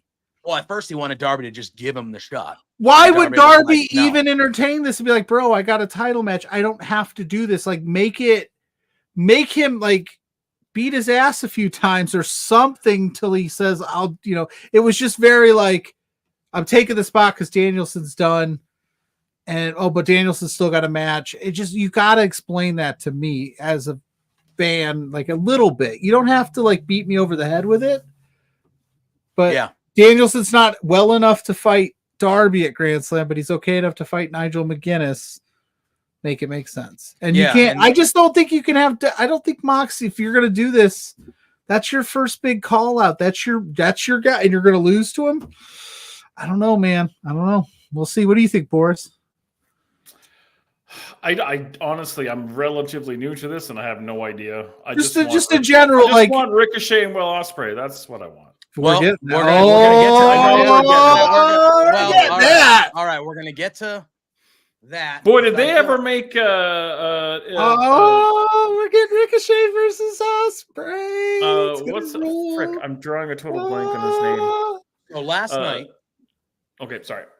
Well, let's go through what these two gentlemen, So last night, Ricochet has a one-on-one match with the Beast Mortos. Is that Black Taurus? Just a different name? Yes. Okay, that's what I thought. Okay, I just want to make sure. They made him look like $1 million. They have every time he wrestles, and then he loses every time. But still, I mean, I'm not mad at that though. Like, I'm not either. I But just he's don't know had how like he does three- it in that mask. He's had like 3 or 4 of these matches where he looks utterly dominant for like 3/4 of the match, and then he just loses. And I'm like, okay, well, one of these you have to win, hopefully, On because this TV, guy is special. getting paid. That's true. This guy is really good, though. Like, holy crap, he's really good. This match with Ricochet last night kicked all sorts of ass. No, I quite enjoyed it. And Ricochet is now 3-0 in singles competition on Dynamite. He's having really what you expect from Ricochet. You know he's going to have good matches, but I think he's showing some stuff that he didn't get to show in the ring over there a little bit. A lot, we're seeing a lot of the same moves because that's in his arsenal, but he's showing a little bit more. What's the right word I'm looking for? I'm going to draw a blank on them, but he's showing a little bit more, I think, in these matches than he was on WWE. Not that I'm not here to compare, Freedom. but yeah, a little bit more freedom to do a little bit. Like he's doing the high flying stuff, but he's also doing other moves that I didn't see him do really before. Yeah. I think you just got to ask outright. Is it too soon? I agree, but I'm not mad at it. No. Is it though? Is it too soon? Yeah. I do. Yeah. And it's on. Okay. So they have this great match. Ricochet wins. Great match. And then we see a backstage segment where Ricochet is kind of after the match out back, and Will Ospreay shows up, and Ricochet cuts a pretty damn good promo on Will Ospreay, and he's showing a little bit of edge, calls himself out of this world. Like he mentions United Empire, but he basically says, don't sleep on me, man. Like, I know I just got here and everybody's been talking about you and you've been getting all these wins and all this stuff. Like, hey, man, like, I know you've been trying to get to me. Fucking Ricochet, bro. Yeah, I'm Ricochet. I am who I am. Don't forget about me. And he goes, I know you're busy next week going for tag gold. Best of luck. He goes, but I talked to Tony, and on the 5th anniversary of Dynamite in 2 weeks, it's you and me for the international title. Yeah. And then he goes, and I'll see you then. And then he walks away, but then he comes back and he cuts him with the little bro. And then he walks off. And I'm just okay. I would have teased it a little bit longer. I would have had them on opposite sides. I would have had them on opposite sides of tag matches and have them tag in and just face off. Crowd goes bullshit or crazy. Okay. And then, somebody gets pulled out from the heel on the other side so they don't actually get to do it. Do that a couple of times, like really make us want it. But I mean, it's a little hot shotty, but like I'm looking forward to watching it. Yeah. It should be quite good. And if anybody's been paying attention to AEW out, they've kind of eliminated the rankings and the standings and the records on the website, things like that. So I want this match. I think everybody that's a wrestling fan, obviously there's people that don't want this match because they're not a Spot Fest fan, but it's gonna rule. It's gonna be awesome. It's just. It is. I don't want to say this in a negative, but I think we're overusing Ospreay just a little much. He's got the tag match opportunity next week. He wins all these gauntlets. Ricochet's coming the week after for the international title. I like that it's a workhorse title. Don't get me wrong. But then I also look at it like Ricochet's not winning this thing, is he? Like I would have him win. I think you should too. I think there will be a non-finish. That like a one night stand Sabu Rey Mysterio thing. Yeah. Like I'm conflicted because like I want Ospreay to continue to top. Ospreay's a badass. That match that they had however many years back, I don't know where it was. The clip is out there. Super Juniors. Whatever that was, right? It was bonkers. It was awesome. Like, I don't know how you can. Some Don Callis effery. Yeah, also. maybe. So, maybe. But I think that's coming in the tag match. I think that's coming in the tag. I don't know. I just think, like, what if Ricochet would have racked up a few more wins and we, like, put him on a collision? I mean, he's only been there for he's. Right, and we've only been there for a month. He's wrestled 4 times. Like, he's wrestled as much as he probably can since being there. And again, but here's the problem: we've done this with a lot of the reputation, but we've also done this with a lot of other people that have came into the company. Ospreay was one of them, where you get like 2 or 3 wins, you get a title shot. A lot of times and you what they don't do, win they it. And gave it to Ospreay, and guess what? Where he is now, that's he why they won, but not Yes, everybody. no, and not everybody should, but Ricochet should win. Right, think but that would it have killed us to just have him win? Make it undeniable. Like I'm the one that told you that I would have had Ricochet win that friggin' gauntlet match. I agree. Period. End of But story. that's You should have not won it all in. that's not where we're at. No, so again, If he racks up 10 straight singles win, you make it undeniable to the point where it's like that's why. Oh, Boris is. That's why I think he should beat Ospreay, because they Boris haven't is done getting that. a book. Yeah, they haven't done that, and I think the only way. He's getting a book. Again, that's why. Yeah, I agree. Oh, here we go. Yeah. Oh, dude! Get that guy off my screen. Think a better book, dude. That is not an approved. Dude. Awful. It was awful. Somebody bought that for me as a gift. Listen, I'm not saying you're wrong. I think he should win, but here's the thing: Tony has a track record of not pulling the trigger when he should pull the trigger on these wins, and if he doesn't do it here, it's just another another WWE guy came in. You gave him a quick hot shot title opportunity. He didn't win it. Instead, if you're not gonna have him win in 2 weeks, instead give me a run where Ricochet is just mowing down people, and it's like, shit, this dude's like 10-0, full gears right around the corner. Ospreay, Ricochet, you can't deny it. Boom. That's what I want. I don't know what's going to happen, but I am rooting for Ricochet to beat Ospreay just because I think it'd be different. What do you, how do you feel, Boris, as a guy who's, in commentating and he's been around the business for years? Do you prefer that you make a challenger undeniable, or do you like a hot shot? I feel like this is a little hot shotty. It's the foregone conclusion. It's what everybody wants, but you don't necessarily have to give it to them right away, because your fan base is going to be there and they're going to want it, and they can just keep that in their back pocket. Make it wait till Texas Stadium. I mean, no one's going anywhere. Yeah. Maybe that's too long, but you know what I'm saying? That might be, yeah. I feel I'm not even advocating that. I'm not advocating that everything. Goldberg Hogan, they gave it on free TV. Make them pay for it. Yeah, like there's certain things that you can hot shot, and I'm okay. This would be, like you said, I think this is the one where I think we would be down with it whenever. So why not milk it a little bit? And then also you have to think too. Sorry to cut you off, JPJ, but this doesn't mean it's a one and done. Yeah, that's true. Into a 1, 2, 3, 4 best of 7. Best of 7. They could do something wild like that. Yeah, that could be cool. My thing is, I think it's on free TV because it's the 5-year anniversary of Dynamite, and I wouldn't be shocked if they announced the TV deal that night. They announced the TV deal that night on the 5-year, and you want to make a point to not only the fans but to Warner Brothers. Hey, you're giving us all this fucking money. Well, this is the stuff that we're going to do on our shows. Not every week, but we're going to have matches like this on our TV shows that are going to hopefully. I hope I'm not coming off as too complaining about a match that I think is going to absolutely rule. Oh no! I just don't want Ricochet to lose if that's the move. If you're going to keep it on Ospreay, and then they discard him a little bit, and I want Ricochet to fucking rule on every TV he's on. I wanted him to be a bigger deal in WWE. It doesn't sound like that a little bit, if you want me to be honest with you. It doesn't sound like I want Ricochet to succeed. I want him to succeed. I don't want him to lose on this 5-year anniversary to Ospreay and then discard him like they've done. Why do you automatically think he's gonna? I don't automatically. I said, and I prefaced it, if they do the decision to keep it on Ospreay, they need to also figure out a way to keep Ricochet hot. That's why I would have let him go for another month and get some wins and keep racking it up, where it became like a 10-0 Ricochet taking on the man Ospreay for this international title. Hey, JPJ, what's the score? He's 3-0. We're getting killed. I don't hate Ricochet. I know. Hate Ricochet. I'm just kidding.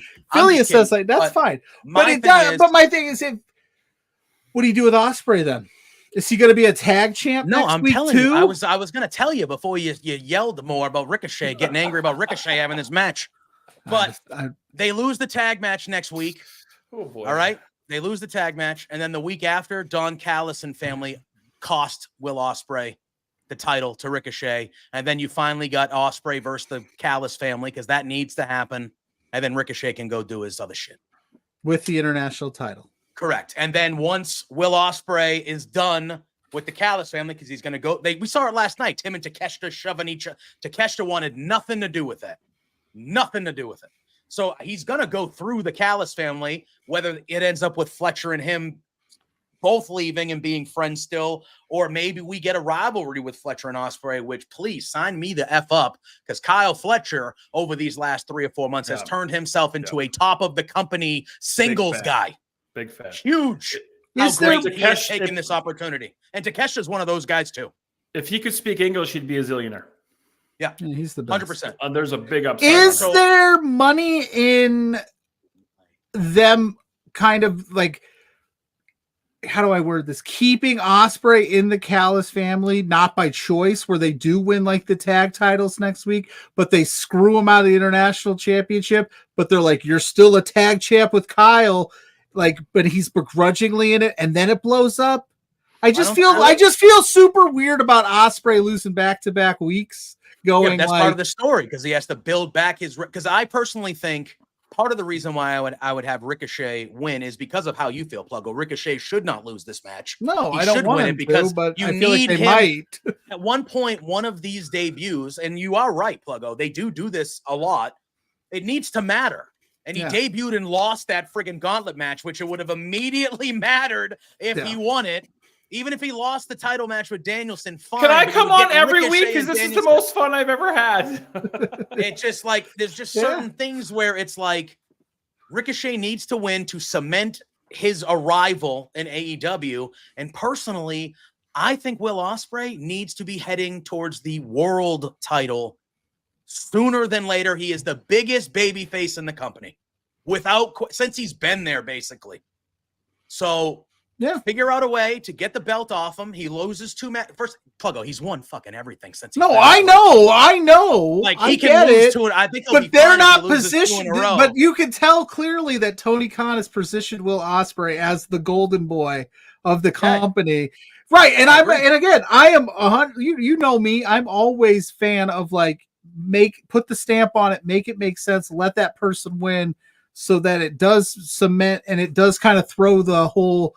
Oh, they debut and they lose. So I want Ricochet to win. I don't know if Tony's going to do it, though. I just don't.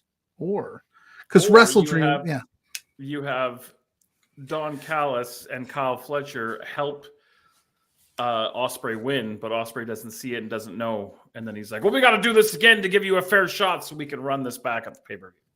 Maybe. Yeah, maybe. I mean, there's a lot of what's fun about this. That's what's so fun about this. Is there's so many ways it can go, and Wrestle Dream is not terribly after Grand Slam. 3 That's why I love. That's why I love wrestling. It's all. There's, and I like, and that's the kind of way I like AEW. WWE's getting there with this. They used to be like, you're the challenger, you're the champ. That's it. But there's like all these other opportunities and options that you could go with this. So I don't know. I'm cautioning Tony. Don't do it again where you debut somebody and then immediately fizzle them out after the championship match, because I think Ospreay is special enough as a talent, or I'm sorry, Ricochet is special enough as a talent that you should invest a lot of time and a lot of effort into keeping him looking amazing and 100%. Let him do what he does. So maybe affiliate, I love Ricochet. Don't hate him, but either way.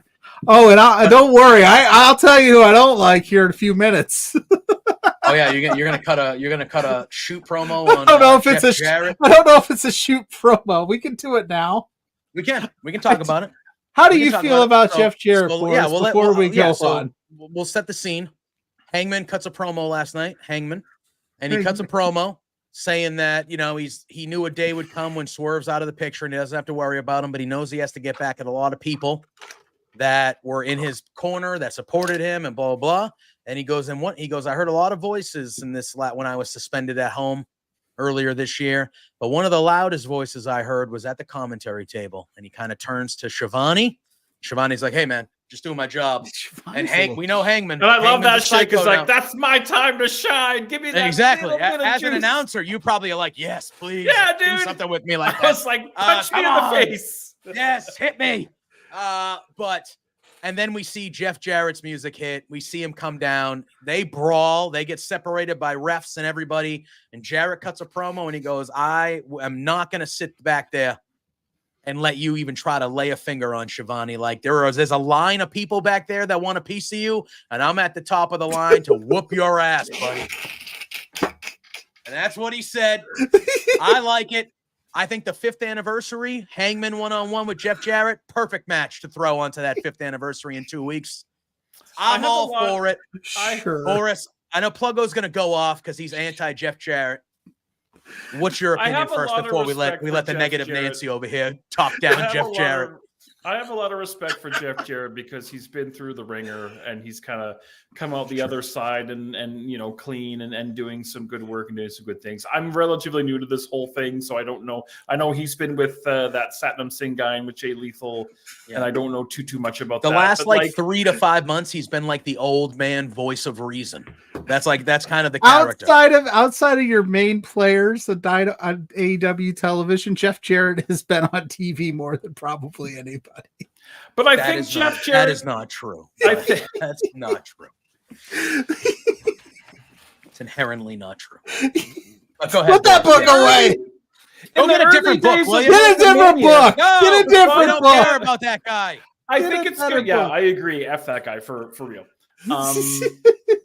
Which is funny because I have like 50 Hulk Hogan's back here. It's all WrestleMania stuff that makes me feel good as a kid. You can't deny that, but you get it. It's the art, not the artist. Anyway, I think Jeff Jarrett's a good guy to have around just because he's been around the business his whole life and all that kind of stuff. I don't know much about what his in-ring is like these days, but I didn't think there was anything wrong with that segment. I'm coming into this relatively new, but I thought the segment was fine. Backtracking a couple of weeks, that cage match was... Can I say the F word? Yes, you can. That cage match was fucked. It was wild. That was crazy stuff. Yeah. And this me coming from a deathmatch fan, I'm like, we borrowed a little bit liberally from the deathmatch community for this one, but Swerve has a little teeny bit of a deathmatch background. But no, I had no problem with that segment, and I think that Jeff Jarrett's smart enough and knows how to do business that him and Hangman would have a good match. Oh yeah, for sure. I'm sure he does. I'm sure he does. And listen, like I tell people, this is all like a kayfabe. Just Jeff Jarrett's never been for me, ever. I don't know what it is about him. I just have never been a fan. So when he's on my TV every week, I'm just like, oh. And listen, he sold me a ticket with the Owens stuff. I bought in. I was like, hell yeah, I get it. Like that was great stuff.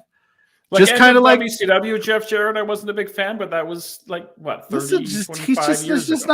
Just been not for me. But and then he's always on TV. He's always getting spots that I think other people should get. Not in a negative, but that's what the TV presents me. Kind of like I said earlier with Isaiah Cassidy, like, hey man, like you're stepping to a different Mox, bro. Like there's levels to this. Like Jarrett, listen, like this Hangman. Yeah, this Hangman's unhinged, my guy. And do I need to see it? No, I don't need to see it. And I but made if Hangman murders him, that looks good on Hangman. That's true, right? Murder's a legend. Listen, I don't think logically here on this programming. That is true. There are 171 pieces of content that will prove that. That is. But true. Listen, I made a list of people I'd rather see Hangman Page feud with than Jeff Jarrett. Do you want to hear the 5? Only 5? Only 5. There's more. Listen, did you stop at 5 or was it 5 until there was nobody else? No, I stopped at 5. I count down from 5. Number 5, Flo the Progressive Lady. Because if you're going to burn houses, down, you're going to be fighting with insurance people. You might as well fight with Flo. No? I thought what I did on Saturday night was the silliest, dumbest shit we do here. Let me go with the Michelin, the Stay Puft. No. It gets it. Flo's fun. Shut up. I think she could go. I think she's got some mean streak in her. Sawyer Wreck at 4, only because this weekend. Whoo! GCW. Oh my God. I think she could hold her own with Hangman. Remind me about GCW. Listen, and right before we go. And number 3, where's Miro? Give me Miro. Yeah, I don't know. Yeah, why can't Miro feud with Hangman? That'd be dope. I think Miro's probably gonna. Number 2, if you're not doing it, listen, Ricky Starks is still on the roster. Just give me a feud with Hangman. Why not? Like, and some of these are serious, but listen, like, it's just because and then of course number 1, I'd like to see Marco Stunt mix it up with Hangman Page. Absolutely. Listen, I looked at it and I was like, it felt, and and he's doing again, I'll preface it and say he's doing the job that they're giving him. It is very old man, get off my lawn vibes. Like, I understand it. I want to see Hangman doing bigger things than fighting with Jeff Jarrett, which we clearly know he's going to murder and he's going to kill, and it is what it is. Scott's got a scoop here. I don't know. There you go. Listen, and that's fine, but I bet you if she stepped to Hangman Page and he's like, I burnt that house down and I need insurance claims and yada yada yada and blah blah blah, Flo would be like, I'll kick your ass. Don't sleep on Flo, the progressive lady. But no, I've seen childbirth, man. Don't F with a woman. It's fine. I'm being Again, I'm not a Jarrett guy, and I can't understand for the life of me how he keeps getting all this TV time. Because he's Jeff Jarrett and people know who he is. But there's better wrestlers on the roster than Jeff Jarrett. Yeah, I get that. I understand that. But what's next? JBL's going to show up in AEW too? He could. 100% could, and I would be for it. Sometimes it's about the story and not about the match. This is a story thing, man. This is not about some 5-star wrestler having a match with Hangman. This is about continuing the story of Hangman. What does Hangman gain from this? Because Jarrett has been a pain in the ass to him for But 2 other months. people have been a pain in the ass to, but what does he gain? Hangman's gonna take them all out. But what does he gain? What's the goal here? We're gonna see him, dude. There needs to be resolvement for this. For what? Why? Because it's an unresolved story. I don't need it. Yeah, you don't need it, but there's a lot of people that do. It's not just about you, Pluggo. Don't be one of those. Well, do you want me to just? All right. Well, listen. I'll just come on every week and be like, everything's perfect storyline. We're just gonna let it play out. It's fine. I'm not gonna have an adverse opinion on anything. Then no, you don't have to. Again, I don't think I don't care either way. I don't need Jeff Jarrett on my TV. I don't care either way. There we go. That's a better. There we go, kids. That's better. That's better. That's all right. Musically, we changed it a bit. Paul came up with the portal patterns. We recorded it really quickly in 2 hours. I have a feeling if I scoured the internet, I'm sure some other people would be like, yeah, I don't need Jeff Jarrett for segment either. Yeah, I mean, I just don't get. And no one's big deal right or either wrong. way or It's the just like. opinion. Right, it's not like I'm gonna watch it, but I'm not like super pro, but I don't hate it enough or I'm bothered. It's gonna be a nothing thing. Like it's just exactly. Okay. Give me something. Yeah, but if you want to have him. Hangman on a big show and show his vicious side some more, because eventually it's gonna lead to something. Not with Jarrett, but give me anybody else. We're Satnam Singh. Where's give me Ari Davari's on this roster. I was looking at the roster the other day. Come on, bro. Where's Tony Nese? Have him destroy Tony Nese. I'd be into that. Now that is you just being insane. Just to be insane. If you just said it was a nothing story. It didn't matter. No, I didn't say it was a nothing story. I said yes, you did. No, I didn't say it's a nothing match. Story. It's a nothing match. It's part of a story. Does it have? Again, you said, what does it matter? We're spending way too much time on Jeff Jarrett. It's really, I don't know why we're feeling as strongly either way about Jeff Jarrett, but because he's on TV all the time. Yeah, and it makes. And he's sense. like, I'm gonna be the one to beat you up. No, you're not. No, you're not. Not even close, old man Jarrett. Not even close. When you say things like Hangman will burn your house down. Maybe he will, and maybe that's how we progress Hangman's character. I don't know. Stay out of this, Jeff. When you say things like you just said, what does he gain from beating Jeff Jarrett? And then you say, put Tony Nese in there. He will gain a hell of a lot more beating Jeff Jarrett than he would Tony Nese. And if you think they're on the same level, that you're just a hater, man. We're going to stop talking about Jeff Jarrett. Oh, I'm glad I didn't steal this book because I just found this thing in here. I'm glad I paid this book. This is one of those things where if you go through the thing, it goes beep, beep, beep, beep, beep. I want to talk about Grand Slam because Grand Slam is next week. They have loaded this card up. Yeah, it's pretty hot. Matches galore. We have 6 confirmed matches now. 4 of them are for championships. So I didn't want to go through. One of them's a nothing match. No, that's not going to happen. No, they're going to save that for later. They're going to save that for the 5 year. That's going to the 5 year. We can talk about that next week, and you can get angry about it again. You talk about Jeff Jarrett like I talk about Goldberg. It's yeah, but two of those guys, they're not the same. They're not the same. No, not at all. But They're not the same. I don't. There's not a person on your television in the wrestling landscape that you watch that you're just like, why are they on my TV? Goldberg. Like, I'm not a fan of it. You love everything. No, I don't love everything. There are people I don't like, but again, yeah, and that's fine. To me, I watch the show and I'm like, this makes sense. I don't know why. It doesn't have to be your favorite thing, but to hate it. But I'm asking you, I don't hate it, but I don't love Jeff Jarrett. I don't want to see it. I'll watch it, but I'm not like, there's not one thing on it, the 20 hours of programming that you watch that you go, yeah, that guy's not for me, or that person's not for me. Not one. I'm gonna be honest. I'm just trying to ease the tension here. I'm legit like. There's not one person where you just go. I don't need this. My thing is like, because if you're gonna think of everything, it makes sense. Don't get me wrong, but what's the point of me just going? Yeah, that makes sense. Let's move past it. If I actually, you guys should let the boss in. He's gonna yell at me. That's fine. Hi, Are we boss. still talking about Jeff Jarrett? I'm trying to get past it. I'm trying to get past it. I don't know why you would ever want to do that, JPJ. That seems silly. And I will also say, and to be quite honest with you, I make the jokes. Hello, by the way, I should say. Hello, hi, boss. On a walk. So out for a walk. I was listening in, and I wasn't going to hop in until I heard we're spending too much time on Jeff Jarrett.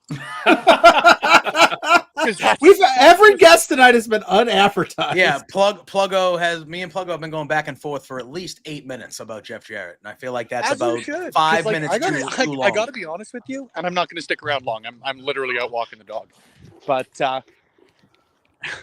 mega babyface Jeff Jarrett in 2024 might not have been on my bingo card, but hot damn, is it a great addition to it? I think it's been fine. I think it's been fine. Here's my thing. Not my favorite thing, not the most important thing on the show, but I think it's been more than fun. They write these stories, you know that, right? Like they're written out. You could have done this with anybody else. Dude, Jeff, no. But you can't, though. I think you are undervaluing Jeff Jarrett. Yeah, 100%. You're undervaluing Jeff Jarrett. I mean, in my opinion. I disagree wholeheartedly, to be honest with you, that you could have done this with someone else. Now, do I think that you maybe could have done it with someone else 6 months ago? Maybe. But like, it's one of those things, and we as wrestling fans complain about this often, is that you don't go with the hot hand, or when someone gets something over, that you don't go with it. And that promo that Jeff Jarrett cut heading into the Owen Hart final, yes, unbelievable. Like that was an entire game changer as far as this all goes. And like the story with Hangman Page, it goes back to that. Hangman took him out.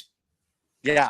This story is perfect. You couldn't. I'm not disputing that the story is not the story. I just don't like. So you got to Pluggo. What have we learned over the last couple of years? You gotta finish the story. You gotta finish the story.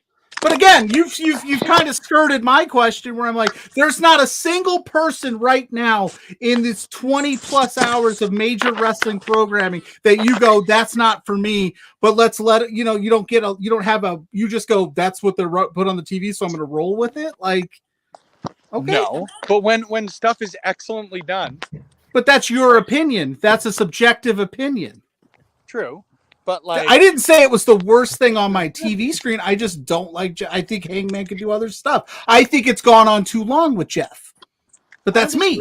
I don't disagree. I don't disagree with that. Again, I don't want. We're not. Look, it's just. I'm just saying. Like you're making me out to be some villain here when I'm like, there's got to be. Just because you don't put it out, just because you guys don't put it out into the world where it's like, I just don't really think that this is needed.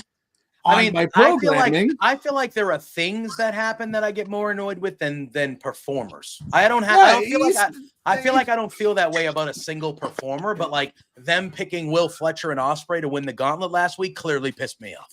Yeah. Clearly pissed me off. But there's a story there, so we got to go with it. Yeah, you literally were advocating for any other team but them last week. And I was like, you're damn right. You're damn right. I didn't want the only non-tag team to be the number one contender for your tag team championships in a tag team gauntlet. And I just don't Spencer, want. I don't know if you were aware. Sorry, I didn't mean to interrupt you, Pluggo. You know I love you, even though the Jeff testing. Jarrett. What settings do you have on your ring light? That's right. Here we go. Do you know what happened on this show about an hour See, ago? there's with 3 your grand settings. I've champion got and challenger? like off, and then 1, then 2, then 3. I usually use number 1, but Spencer, are you aware? Are you aware what happened about an hour ago on this show with your grand champion and challenger? Yeah, I got yelled at. Did you see that by chance? No, I wasn't, to be honest with you. And actually, I'll close out with this. And if this is the end of Between Two Beards, because I go 3 for 3. Yeah, Jeff Jarrett's the one. He brought the show down. Jeff Jarrett, it's it. It's all your fault, Jeff. I had a very interesting meeting this afternoon. So I was not able. And I will be tuning into the replay. And if you guys want the audio replay, head to patreon.com/lovewrestling.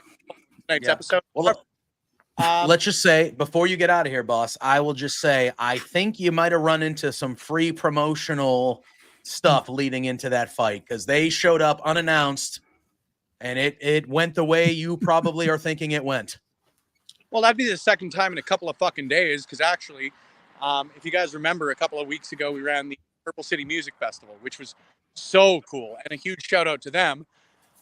But got the footage back, and we'll have some stuff to share out on the Love here tomorrow morning. Yeah, so I'll be interested to see your Slack messages when you see it. Pride or Thaddeus might have been a bit of a dick, for lack of a better way to put it. What? Wow. Wait. Say that again. Yeah, I was gonna say, is that a shocking?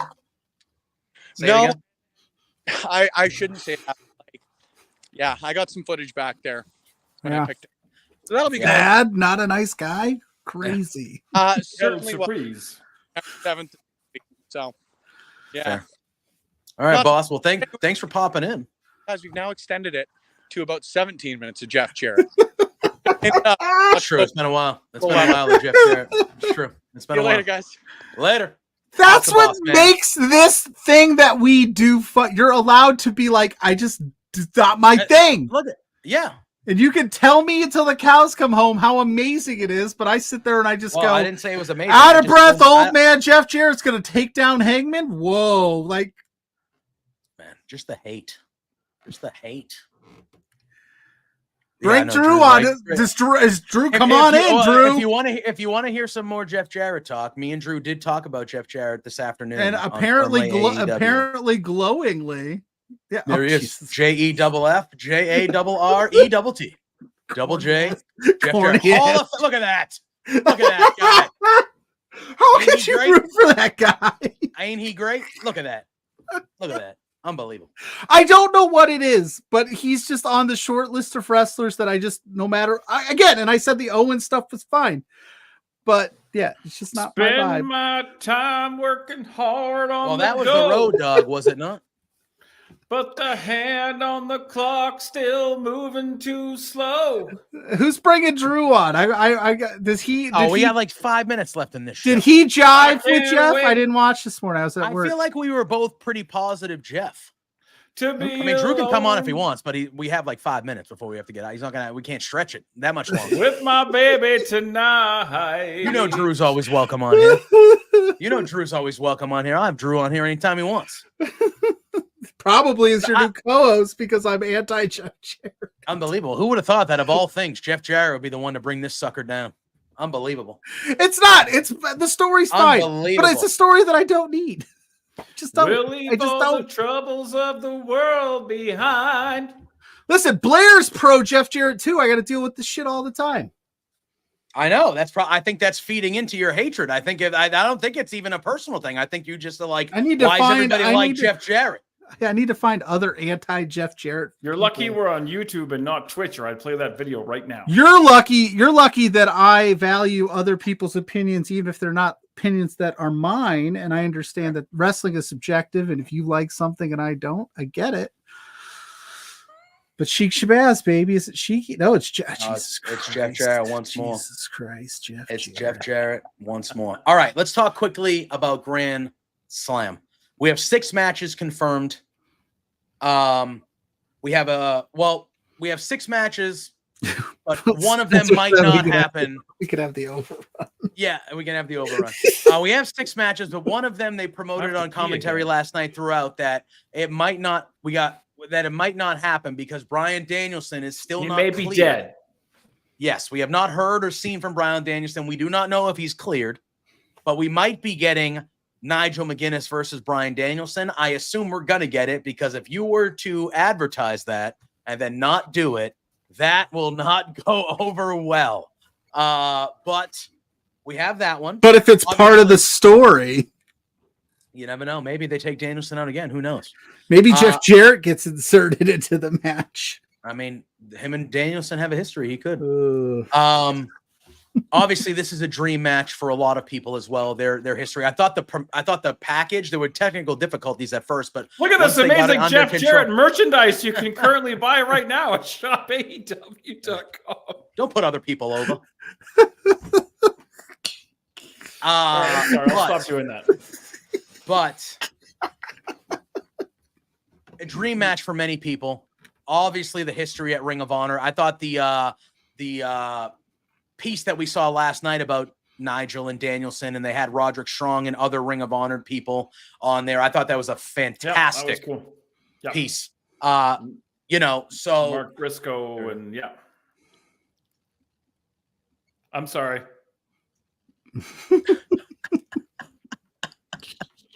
Oh no! I did not see the stadium show. How did Nigel look at the stadium show? He looked very good. He looked very good. He came out. He got do have obviously it. a I'm huge going to watch pop. it at some point.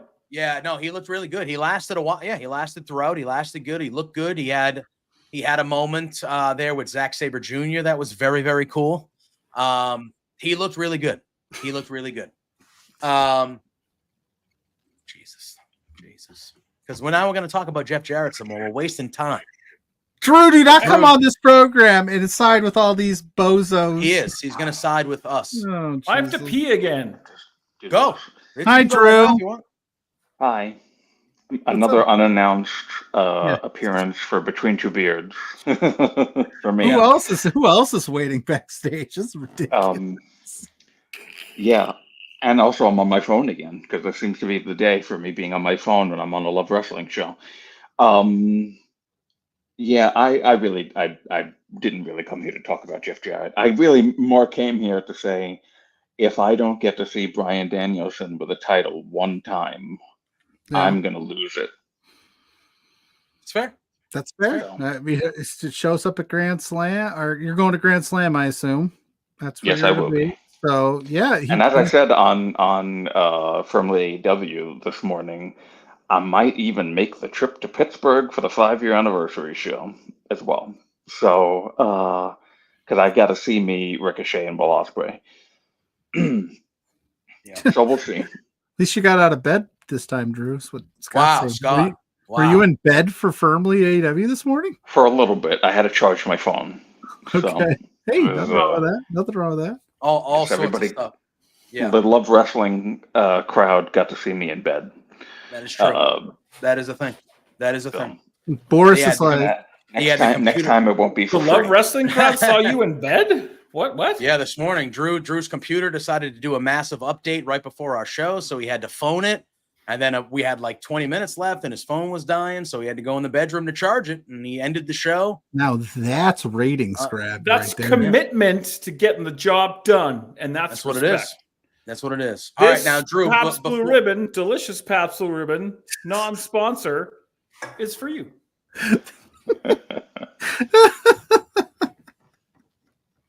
I've never been fired before. Well, I've been fired a lot, dude. You never know. That's what I said. Next time it won't be free. So that's fair. All right. Are you before you get out of here, Drew? Are you excited for the debut episode of Firmly Beards next week when I get fired for my Jeff Jarrett take? Listen, the beautiful thing about this show is that the opinions don't have to be shared. No. But the most entertaining part is the back and forth between the two of you. We've been doing this for 3.5 years. We have a relationship where we know how to get under each other's skin. Here's Lou. We know how to get under each other's skin. And when we each think that one of us is wrong, we don't agree, we just go at each other to the point where somebody gets offended or somebody gets annoyed and they're like, well, fuck you. Yeah. Oh, I don't have an opinion then. I'll do that. I'll just won't say anything anymore. Yeah, I just won't. Yeah, just everything's storyline is great. Let it play out. That would be the It's nice to be on screen with you, Boris, for the first time. So that would be like the quickest show in Love Wrestling history. What happened this week in wrestling all made sense. It was perfect. Boom, done. See you next week. Firmly AEW out. There you go. That would be it. It's true. Boy, I'd get to work a hell of a lot earlier if it was right. Well, listen, I'm just here standing on business, as the kids say. I'm not backing down. I gave the man his credit where it was due, but and I'm sure he's a great human being, but just the character Jeff Jarrett's just not my vibe. I don't necessarily disagree with you. I just know that because this is what they've been building to since the moment together in the Owen tournament. Sure. It makes sense for it to be happening because once he's done with Jeff Jarrett, then he's going to move on to whoever else wronged him this year. Again. Yeah.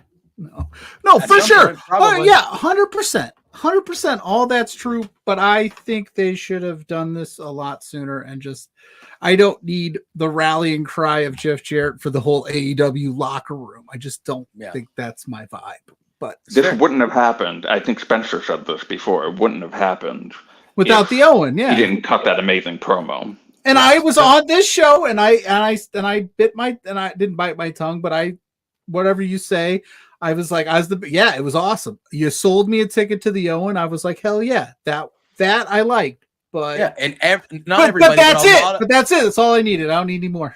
No, because the story was everyone. I know what the story is. I watch the programming every week. I don't miss an episode. I know what the story is. It doesn't mean I have to like the story.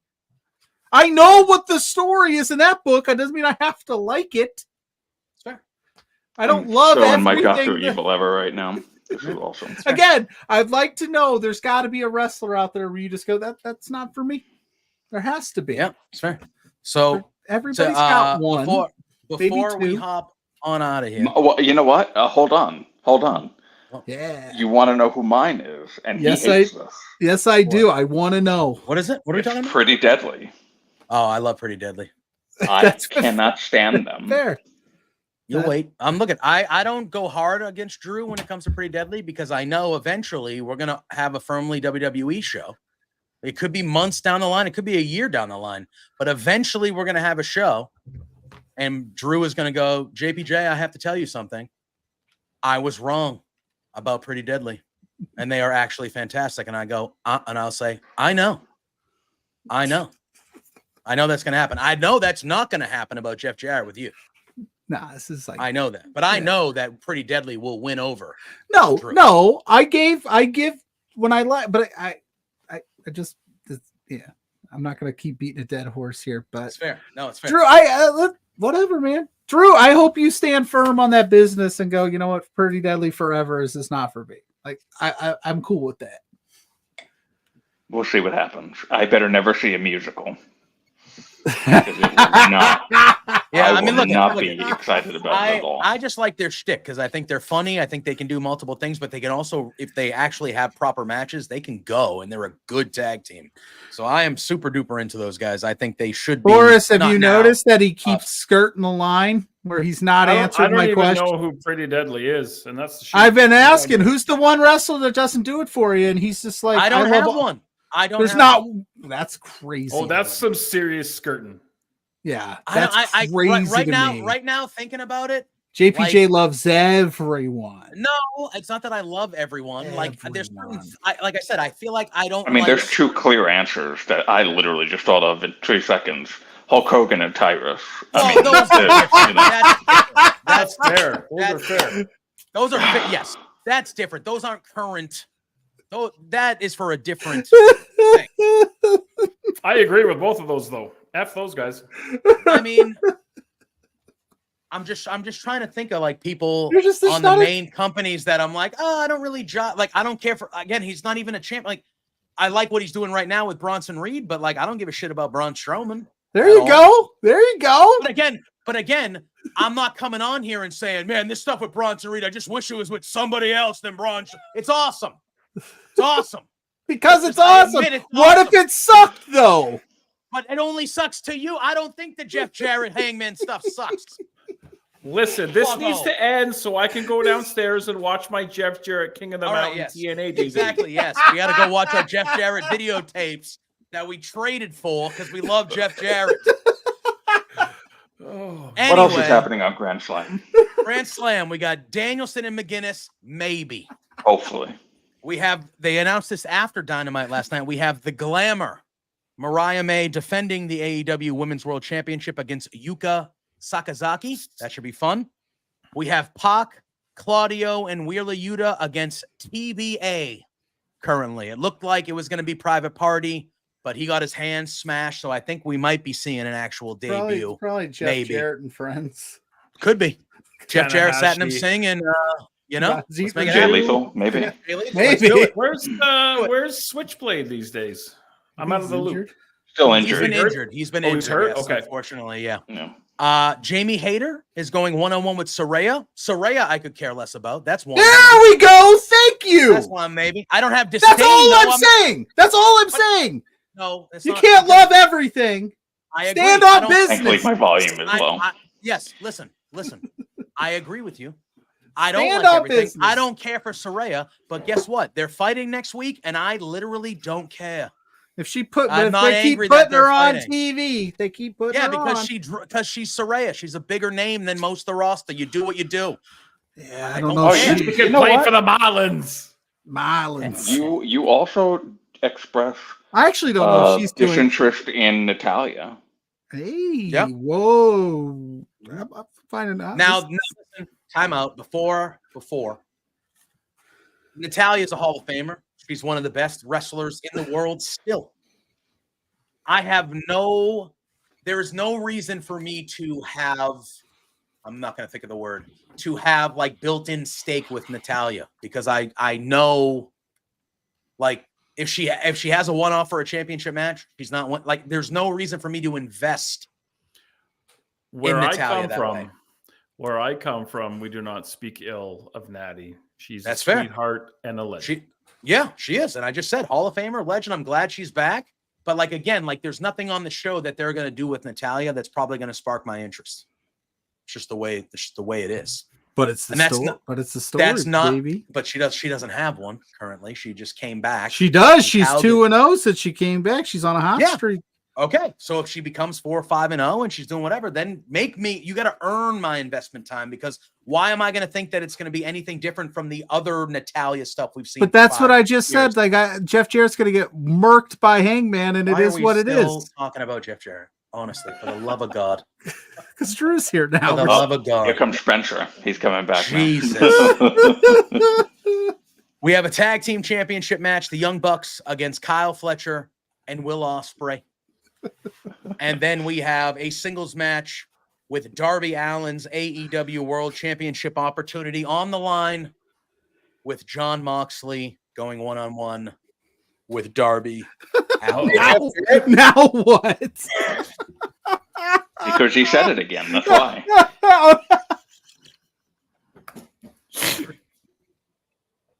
This might be the best show ever. Unbelievable, really. JPJ hates every second of this, but I am just having. I the don't hate it. I best just think time. it's just an illogical conversation. That's all.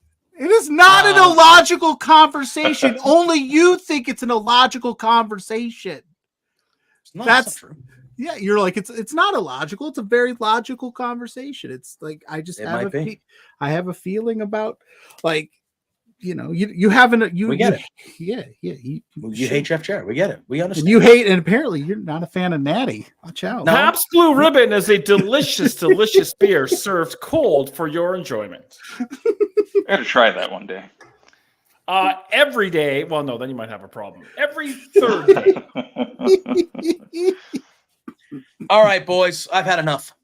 So we're gonna end this show. All right, he's leaving. We're gonna keep We are it gonna going. end this show. I've had enough for the night. We are gonna end this show. Oh, I'm worried. There's like shoot heat now.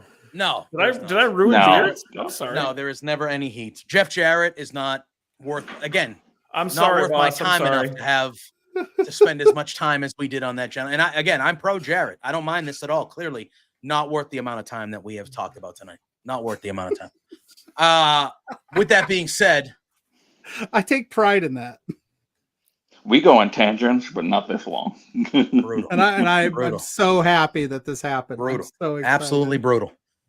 The best show of my life. It's fun because Jeff Jarrett will come across us at one point and he'll be like, that guy with the Patriots hat, that's my dude.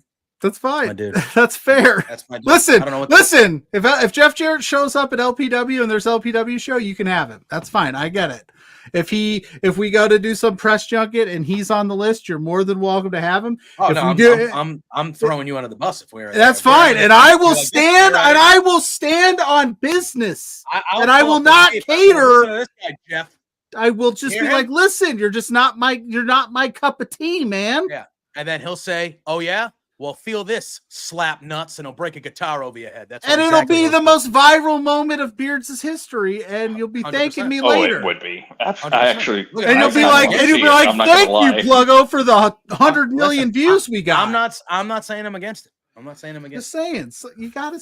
We want to thank everybody that joined us tonight. There's a long list. Boris joined us the whole show. We appreciate you a lot. Drew here at the end popping in.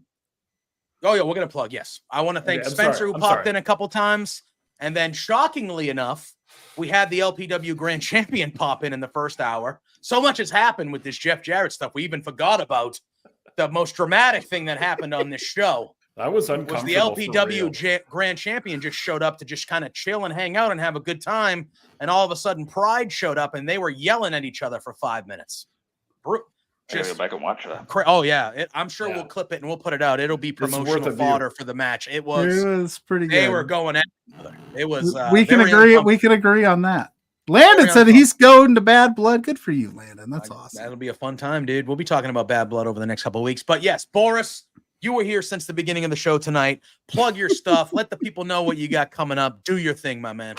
First and foremost, on Friday night, September the 27th, Love Pro Wrestling presents LPW number 30, Dirty Flirty. We're groovy, dirty, flirty. Thriving? 30, flirty, and thriving, I believe. That's not what it is? Okay, it's a pop culture reference I don't get. But nonetheless, we will be live at 9 p.m. Eastern, 7 p.m. Mountain on IWTV. The main event, of course, is Mars the Specialist defending his LPW Grand Championship in a last man standing match against Jack Pride. There's so much other stuff going on that show. It's going to be hype, as the kids say. This Saturday Night Love returns to lovewrestling.ca/Twitch. Twitch TV/lovewrestling.ca. We are going to dig up my good friend Keishi Matsunaga, who's been joining us on just about every episode. And we're going to watch a couple of old Matt Rat's house shows that I have in my digital hoarding collection. So this is going to be a lot of fun. Keishi's going to give us kind of the scoop of what it was like to be there and work for Matt Rat's, I don't want to say ill-fated, but promotion that Jason Hervey and Eric Bischoff kind of had something to do with. And he was there, and it's going to be a lot of fun to watch those. So definitely check that out. If you're in the Edmonton area, the Thursday, the 26th, LPW and Clandestine Wrestling Society Prelude number 30. $10 a ticket to be in the Rec Room South Edmonton Common for that show as well. Tixer.com is going to have all your Love Wrestling details. Just go to Tixer.com, search Love Wrestling, and that is it. See, that's how you sell stuff. You just do like Excalibur. You just vomit all your stuff and hope everybody heard it. Agreed. Is it time? Agreed. Super quick side thing, because I was talking to the lady while we were watching Dynamite today. Is it time for Excalibur to take off the mask, or is it too far gone and no one cares? Because when I see it, it's still a little weird. It's part of the story, brother. He's got to keep it. Oh, you're being a dick now. I'm being for real now. Is it time? That's usually how it goes. Is it just an acceptable thing now? You know what? Never mind. I give up. I think at this point you just keep it because it's been this long. I think it's the second one there. I think enough people are just so used to it now that I don't think it matters. I think more people didn't get it at the beginning and wanted him to take it off, and now they're just like, keep it, bro. Like, I personally don't know. Right. Like, I didn't know anything about this gentleman until AEW started. Oh, okay. Like, Okay. was he a wrestler? Was he I know he was PWG. He was the announcer there for a bit. But did he wear the mask back? He was a wrestler with the mask, I assume? Yes, he wrestled with the mask in PWG, and I believe there was some sort of injury, and that led him to start commentating. And that's how he got the AEW. So he's always had the mask. Always, yes. All right, then I would think it would just probably stay on, and it's just kind of understood that that's how I feel. Like if he took the mask off, I think it would be like more weird for me. I would be like, if they could do just like some sort of really silly angle, but like angles with commentators are stupid, except when they're with me. All right, thank you, everybody. All right, Drew, I know we plugged our stuff on Firmly earlier today, but let the people know where they can find you, my man. No. All right, fair. Get the hell out of here then. Can I have more time then? Son of a B. I love that gimmick, though. That is such a great gimmick with Drew. He does it all the like every time he's on the show, he goes, he's like, I don't want anybody to follow me. I don't want anybody to follow me. I like this guy. Fuck them all. I don't care. I like this guy. We need followers, Drew. It's how people watch the show. Follow Firmly LW and Love Wrestling CA. There you Follow go. them. Don't follow me. You said he actively popped at that and the dog woke up. No. Yeah, so that's why if you don't want to plug your own thing, every time I ask you that on any of our shows, you just say follow Firmly LW on the Twitter. That should do it. But that's good stuff. Plug out. I don't want any. No, do the thing. You can follow us. That's fine. You can follow me at Pluggo on all social media platforms, all over the place. Saturday evening, 6 p.m. with Blair Pacheco and this handsome stud right here, Blair Boris. We're going to talk about LPW 30, Flirty, and Thriving. It's going to be dope. You just saw it's a solid card, and Mars and Jack just upped the ante by coming on here and screwing up. Sure did. But if you want more information on what we got going on as a show, we got JPJ's NFL tiers up now on socials. We rock those.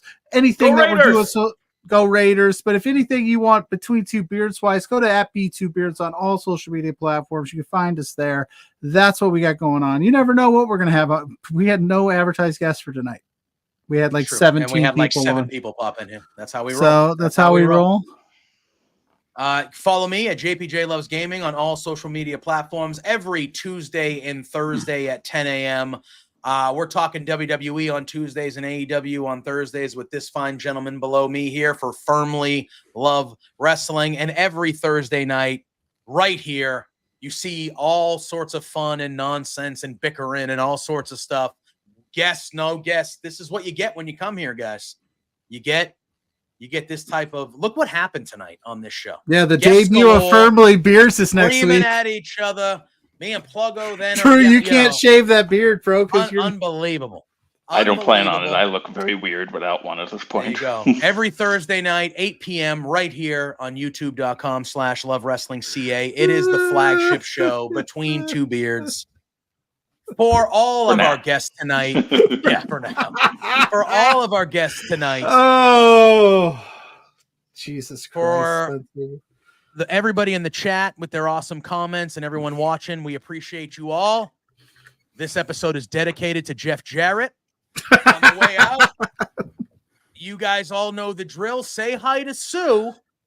And until next time, peace out. Plugo. JEFF. Wait, do it. Do it. I'm cutting it. Do it. Do it. Do it. Huh? Do what? Pluggo, do it. What you were just doing. Why is he muted? You muted. You're muted. It's us. Say it. Do what you were going to do. Oh, he said, yeah. Spencer in the chat said JEFFJARRET.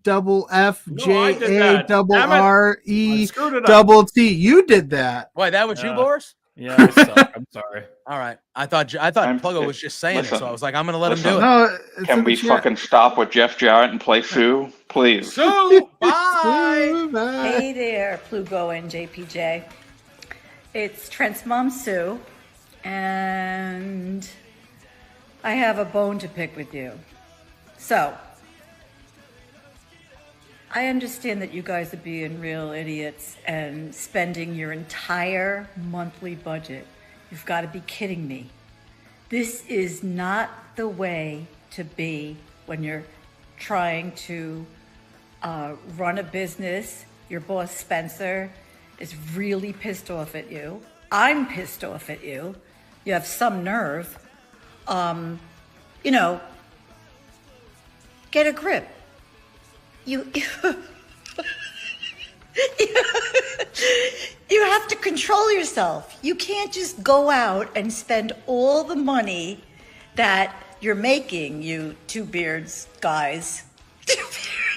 Oh no, this is coming out so stupid. Anyway, behave yourselves, or I'm gonna cut you off from watching AEW. You're no longer gonna get to know, be able to meet my son. What? Or me. I'm sorry, this is like, I don't know. Anyway, thanks so much for being fans.